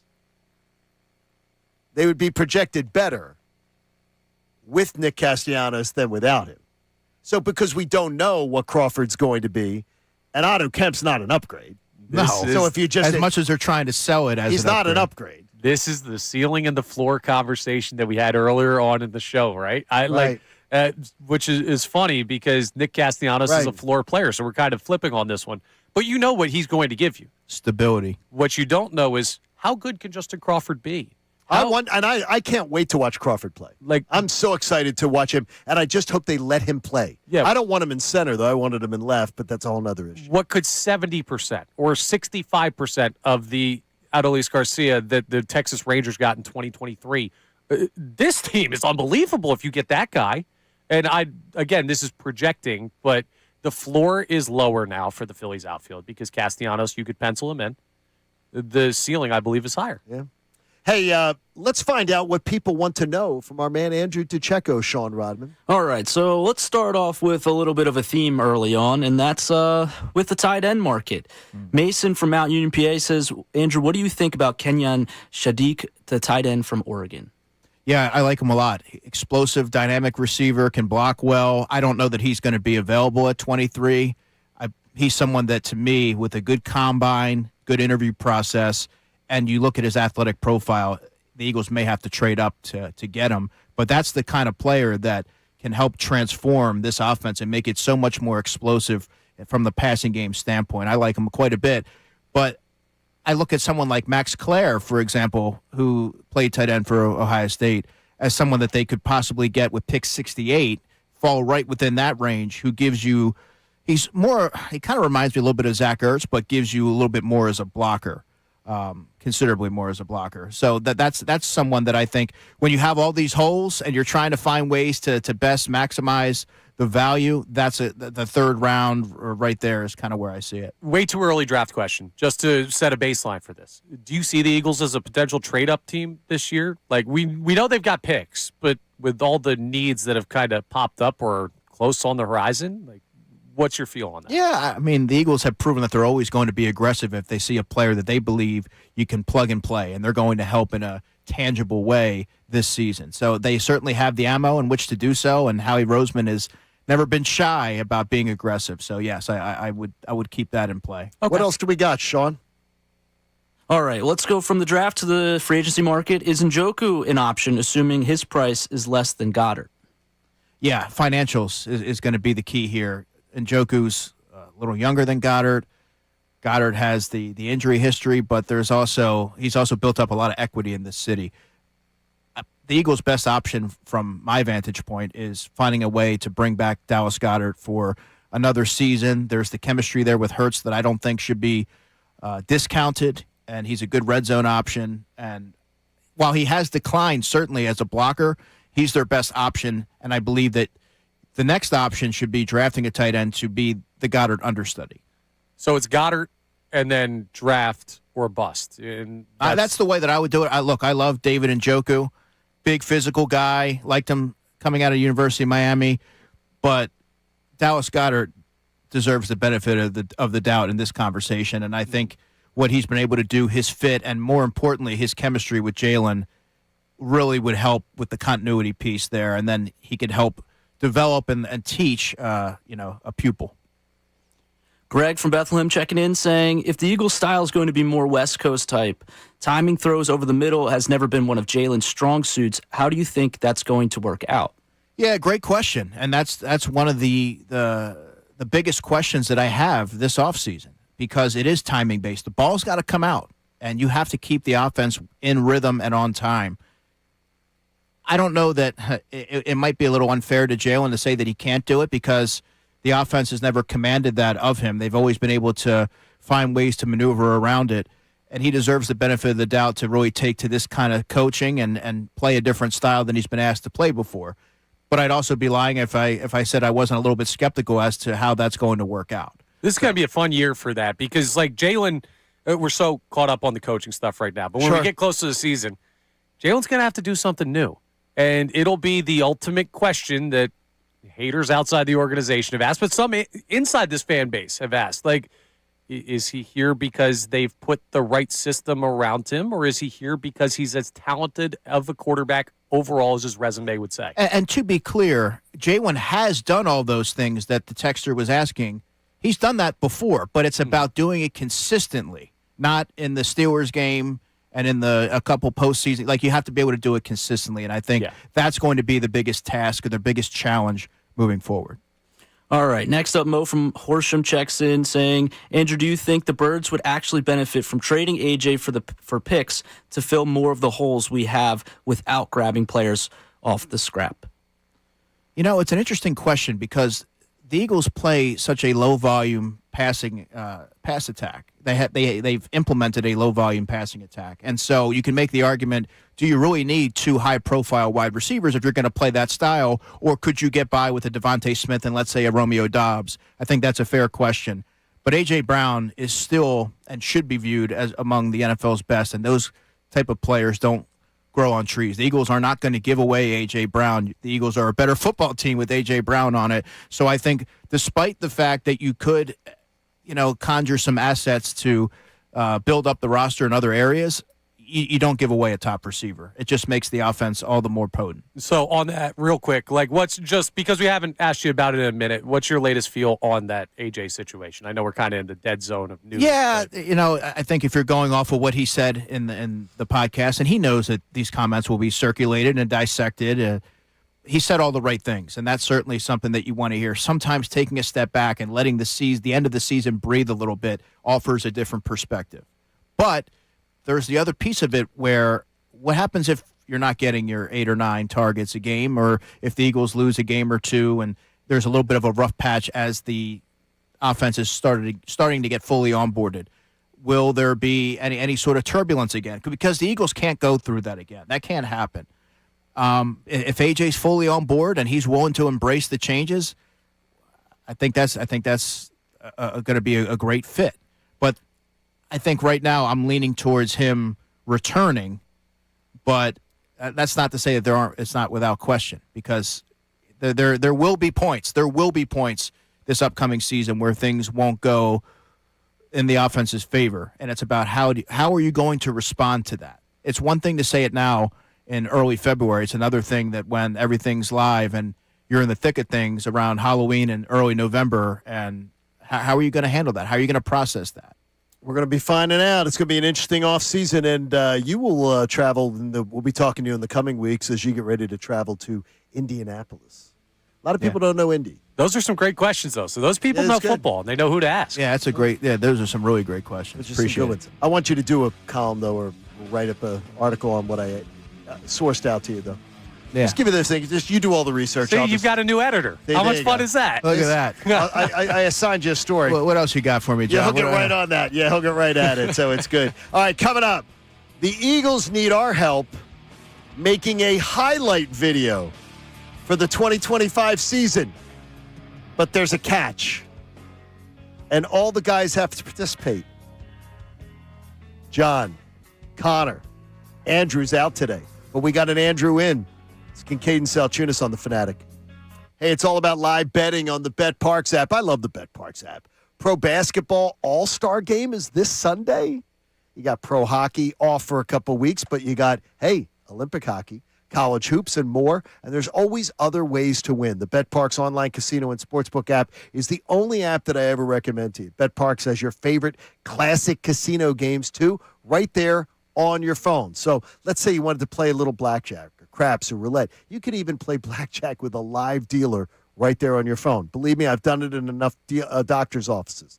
But you can also bet on the BetParx app any game you want. New users get up to $1,000 in casino bonus back if you're down in your first 24 hours. Check out betparx.com and get all the details on it. I love it because it's a little bit of a lull right now, right after football season. So get yourself geared up because there's going to be a big tournament coming up in basketball in March. And then, of course, we're going to have playoff action coming in basketball and hockey for the pros. You're going to want to be a part of it. And then first pitch.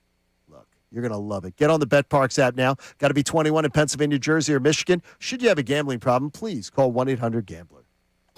Now on 97.5 The Fanatic Sports Update. Spring training is officially underway. I'm Sean Rodman, and Zach Wheeler played catch yesterday, an encouraging sign for the 35-year-old pitcher coming off surgery. The team expects him to be ready shortly after opening day. According to The Athletic's Matt Gelb, Nick Castellanos will not report to training camp. The team is expected to find a solution for Castellanos in the next few days. Thompson told the media that prospect Aiden Miller will see most of his time this spring training at third base, with a little time sprinkled in at second. Tim Kelly of On Passan joined us yesterday morning on the excitement heading into the season for the Phillies. I think that's one thing to really look forward to this year and this spring specifically is for the first time in a long time, you have 3 highly rated prospects that could all make their debuts this season. The Sixers lose by 49 to the Knicks last night, and Embiid missed his second straight game with right knee management. The big man can rest his knee an extra few days now that the All-Star break is officially here. Sixers are back in action next Thursday, the 19th, at home against the Hawks, and Kevin Patullo finds a landing spot in Miami as their passing game coordinator. This update is brought to you by Uber Eats. You hungry? Good thing Uber Eats has a great deal waiting for you at Las Scalas. From now until March 31st, get a buy one, get one free deal at Rigatoni Vodka on the app. Order now only on Uber Eats. Terms apply. See app for details. I'm Sean Rodman on the home of the Sixers, Flyers, and the best Birds coverage, 97.5 The Fanatic and the Fanatic app.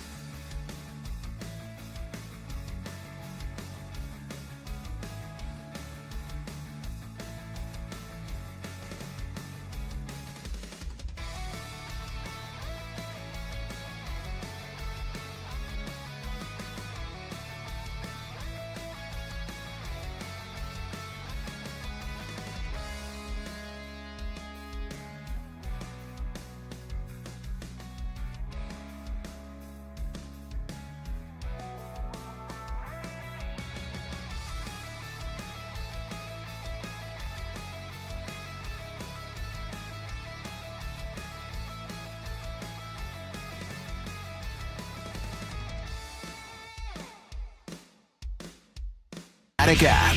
The final hour of Kincade Salciunas is presented to you by The Bagster. It's a dumpster in a bag. You can get yours today at Home Depot and Lowe's. You need details? Go to Bagster.com. Well, the Eagles need our help.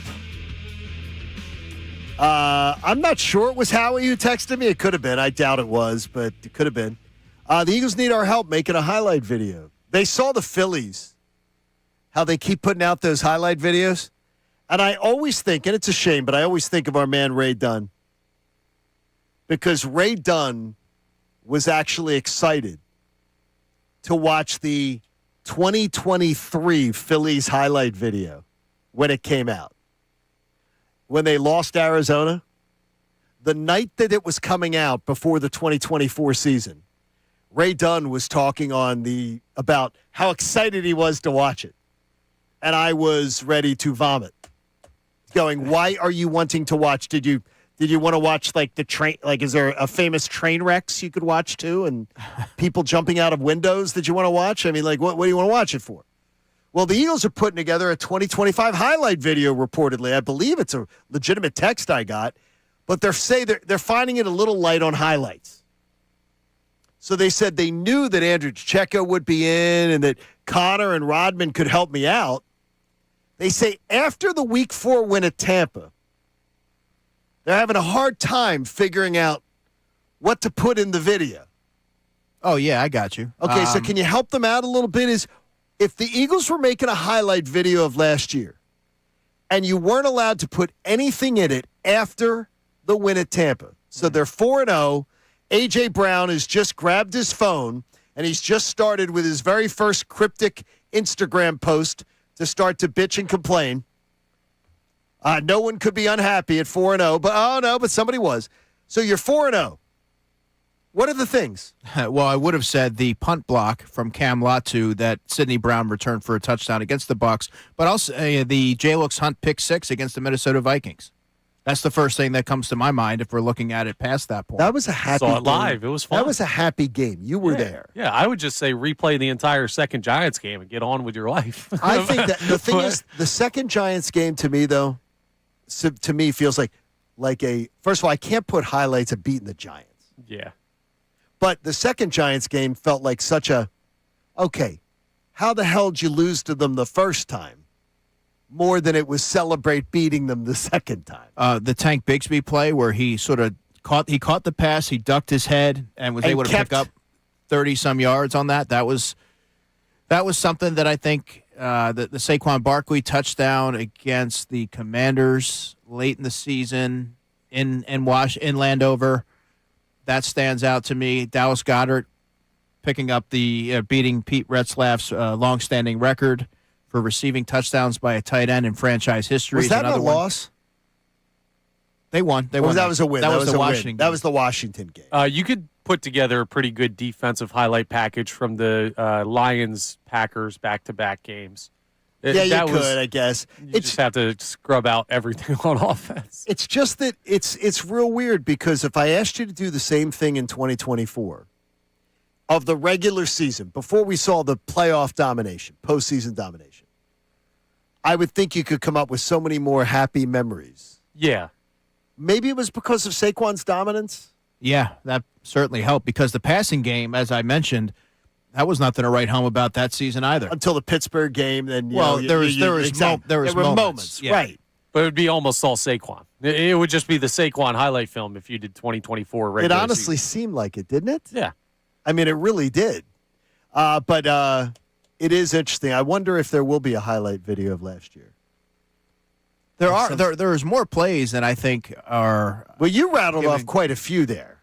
Yeah, I also think of the wheel route touchdown that Saquon Barkley had against the Broncos. Like there's plenty that you can do. It's not as front of mind as the Super Bowl season, right, where Saquon had the hurdle and the touchdown in the snow against the Rams and all of that. But I think if you really look at it, you could pull some plays out. Not just on defense. Yeah, the problem is like 2024, in between those Saquon 70-yard touchdown runs were sustained drives where they were just being clinical with the football. Between these highlight plays from this past season were 3 and out. Unless you like Braden Mann highlights, everything that came between. Braden Mann. By the way, he's a free agent. You could put That's together. right. Yeah, you got to bring him back. What are you right? feeling about that? I talked to him at Locker Cleanout. He wants to be back. I have to imagine that the financial aspect, you're not going to have to break the bank to bring him back. But if the Super Bowl taught you anything, it's how valuable a punter can be. You look at Dixon, their punter. I would argue that he was their MVP that game. He was if you're not going defense, yeah. All right, well, Chris Cooper, we talked about it earlier, and I don't know if you got to hear. Did you get to hear earlier in the week when Schlereth was on with us? When Mark Schlereth was on? Because I just heard the clip that because they're both from Anchorage, Alaska, and Mark got to coach him up for the combine before he got drafted, and then he gets drafted by Denver because Mark got to see him before the draft and was like, "Hey, look at this kid, he's worth it," and then has known him. But as an offensive line coach in Minnesota in 4 years, an average of 51 sacks allowed. But he had 6 quarterbacks start in the 68 games. Mm-hmm. Now you're talking Cousins, Darnold, J.J. McCarthy, and one of the things, as Connor was pointing out earlier, is you're not exactly talking about fleet of foot or really elusive guys. Yeah, J.J. can move a little bit, but the other two guys are more statuesque. They're stationary, relatively, yeah. But they rank out in his 4-year tenure as the 7th worst offensive line as a franchise in his tenure. Mm-hmm. How much would you say could be attached to an offensive line coach's resume when you're looking at all those variables with 6 different quarterbacks, the quarterbacks that he had, and things like that? How much do you put into that on Chris Cooper's resume? Well, it's going to follow him. Anything that is on your resume, I mean, you have a hand in. He was the offensive line coach. Now, while I don't believe that the offensive line performed anywhere close to expectations for the Vikings in his first 3 seasons, context is necessary for the 2025 configuration. They threw a lot of money at Ryan Kelly for center. He played in 8 games. He had a lot of concussions. They signed Will Fries to play right guard. Gave him a lot of money in free agency. He did not perform well.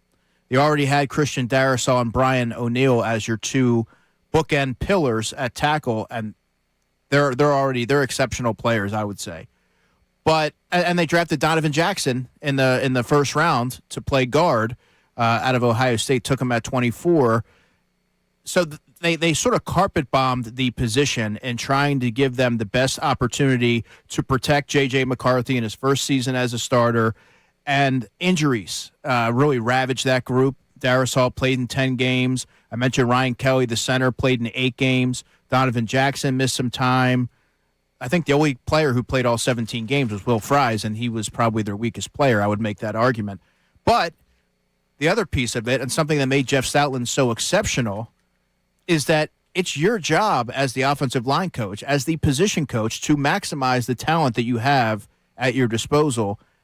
And without having a full understanding of the Minnesota landscape there, I would argue that he didn't maximize the players that he was working with. That's what separates good coaches from great coaches. So I talked to listeners earlier, and I was like, hey, when we evaluate Chris Cooper, it is not going to be fair to say Jeff Stoutland's the bar, because that dude is a legendary offensive line coach. I think it's unfair to Cooper to even hold him to that standard and just be more open-minded with it. But for a team that still has a championship contention window, has got a lot to prove this year, am I being too easy on him? Like, does he have to come in and be at a certain level where you can compare him to Stoutland? How do you feel about that?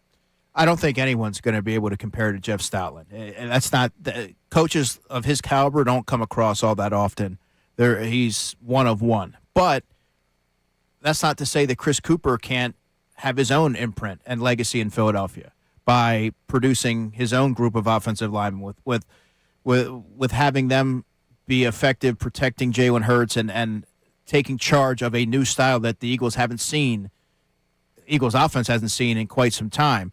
He could be in his own classification if he's able to kind of take this offensive group and reimagine it from an offensive line standpoint, get them to play towards the level that we've seen them play really 2024 and beyond. I guess a good question here is what's like the gap between Jeff Stoutland, because nobody knows other offensive line coaches. You could ask fans. We brought it up earlier. Bill Callahan. Yeah. Is really Callahan's one that he's the only one. Connor said it earlier. Could you come up with 3 across the league? It's really hard for the average fan.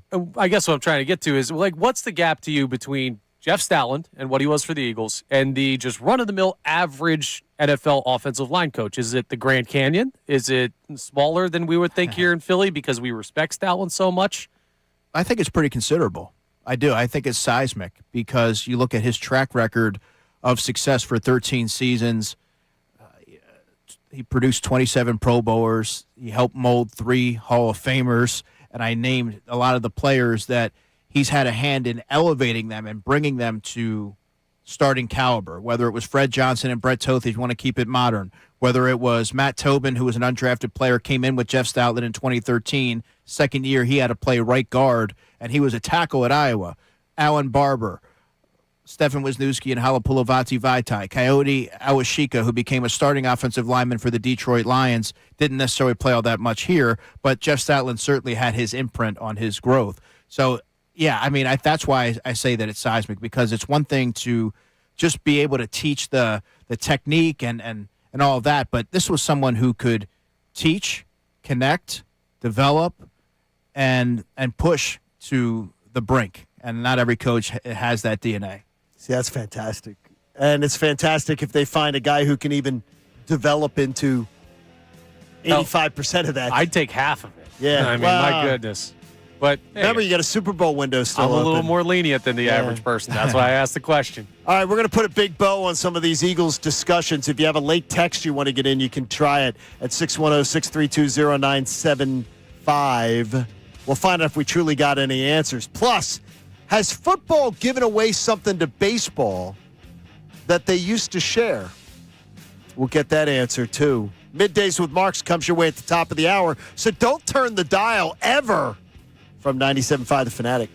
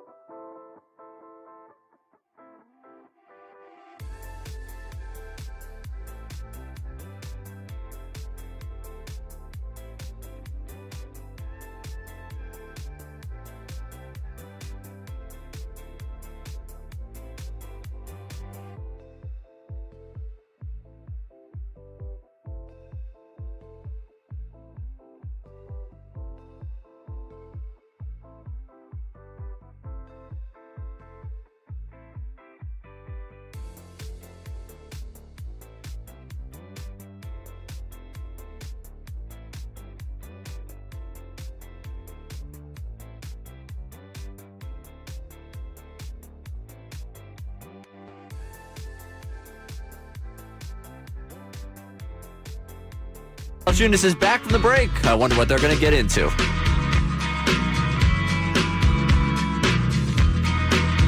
Getting ready to wrap up this Thursday edition of Kincade Salciunas. Andrew out under the weather. He'll be back on Monday. And, one of the conversation, it was funny, is that we gave Andrew Pacheco earlier was the idea is that does he have a preference or does he think there is a preference on when you're trying to fill assorted holes around a team?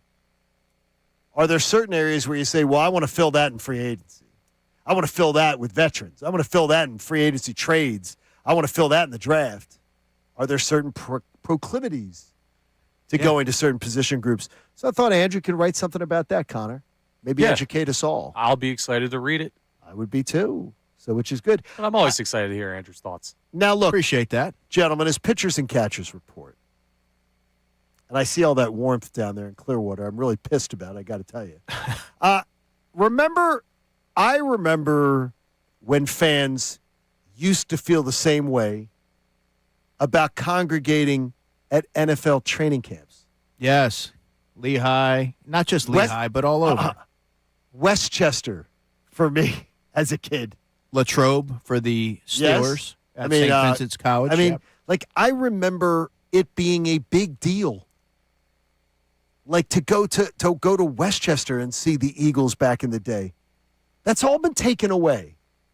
And I still can't figure out completely why they did it. But as someone who's around a team every day, Andrew, is it really worthwhile for this team for all the teams, to not have more human interaction during training camp? I think it's worthwhile from the standpoint of you're solely fixated on what you need, like putting together, in this case, an offense, installing it, and you're focused on having a very structured 2-hour practice where there's no distractions, there's no video, right? I mean, you're not seeing videos pop up on social media, which if you can recall back to those days in Lehigh. Oh, yeah. You see a big play, all of a sudden that's on whatever the platform was, MySpace at the time or whatever. And the content aggregators would have it. Oh, yes. that before practice is over, they would have it. Yeah, and the drop in the bucket that is compared to where we're at today, social media wise, I can't imagine how hard it would be to keep. It takes away the privacy of what teams really pride themselves, what they value, and I don't think that you'll ever see it like it was back then. Okay, harebrained idea here. Let's say they go to 18 games, they cut down on the preseason, so more of it is practice. Is there a chance the teams start I don't know, selling tickets to make that gate money up for the preseason games to more open practices? Could that change the dynamic? Open practices are more of a vehicle for the fans to just see the team. The real work that's being put in without the bells and whistles and all the razzle dazzle is on the practice field at NovaCare Complex, and just the intimacy of it, the privacy of it, where it's the coaches, the players, and they're focused on trying to band together and get on the same page and develop a rapport with your new players, whether it's Jalen Hurts and his new complement of players on offense and the new style, or it's defensively. You have younger pieces who are trying to fit in on a Vic Fangio defense. You're not worried about fireworks or that you're going to see at the open practice. You're not worried about having to do anything extracurricular. So the short answer is no, you don't see this reverting back. No, I don't. Yeah, I'm anxious to see what falls first. Is are we going to have is it going to be the 9th? I guess that's the legal tampering.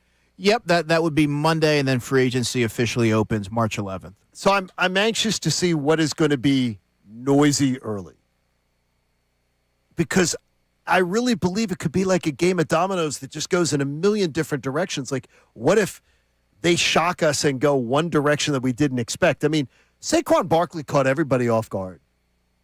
Like, it caught, I don't believe, I wasn't reading a lot of people saying, yep, free agency's opening up. Watch for the Eagles to sign Saquon Barkley. It caught a lot of people flat-footed. Yeah, I mean, right now, as I look at it, there are players who would make sense from a fit and a familiarity perspective. And I mentioned guard Dalton Reisner, who can play left or right guard. I mentioned wide receiver Romeo Doubs, who was there with the Green Bay Packers for 4 seasons. Sean Mannion knows who he is, but also You look at the run game coordinator, Mahaffey. Ryan Mahaffey was the wide receivers coach last season for the Packers, so there's a lot of information and intel that he's able to provide that might help facilitate that. But that's not to say, I mean, there's going to be a lot of suitors for a lot of these guys, but you can just look at it from a fit perspective. Now, we've all got ideas, but, like, what's the flexibility level of the Eagles? We know they got a lot of money locked up. Are they Olympic level flexible, or are they me who can't touch my toes over here? Can they actually do enough to make a sizable impact with what they have draft capital, free agency cap wise? Are we seeing a lot of changes this year? Well, last offseason, and Howie Roseman pretty much, he told you that it was going to be an offseason of maintenance. I don't get the sense that'll be so much the case this season. I think they're kind of middle of the road, and they can get creative in what they can do to free up some funds to be able to maybe sign a Jalen Phillips, who I think should be at the top of the priority list. Maybe Reed Blankenship. They value him in that building, and Vic Fangio lauds Reed for his ability to be a traffic cop back there and make sure that everybody knows their assignments. That's something that it can't be overstated. I think they'll have some flexibility to do some things. And then in the draft, I'm really interested to see what direction that they go and the style of player, if that makes sense, that they go for. Like Omar Cooper Jr. is a wide receiver from Indiana. I love him. He's tremendous. Love him. The Eagles lack for a manufactured touch player. He could, in theory, fulfill that role. He's someone who's very good after the catch. The Eagles didn't have those opportunities last season, and I'm curious to see from what style of player that they look for. Last second, let's get in a couple last-second texts to the text line. Sean Rodman. Yeah, first up, let's stay with the Eagles. One texter checking in saying, Mannion, what about Sirianni? Can he ruin this Mannion optimism? I don't think so. Look, Nick Sirianni's a smart guy. He knows that the offense didn't perform to standard. He did what he could to kind of step in there and save it. This is Sean Mannion's opportunity. This is his show. And if he thrives, Nick Sirianni is going to be the beneficiary of that. So I do believe that he still is the CEO, head coach, and this is his football team. So he has every right to be involved if he needs to be. But I think you're going to see that only happen if the offense hits some turbulence. As the head coach, it's incumbent upon you to step in and try to help.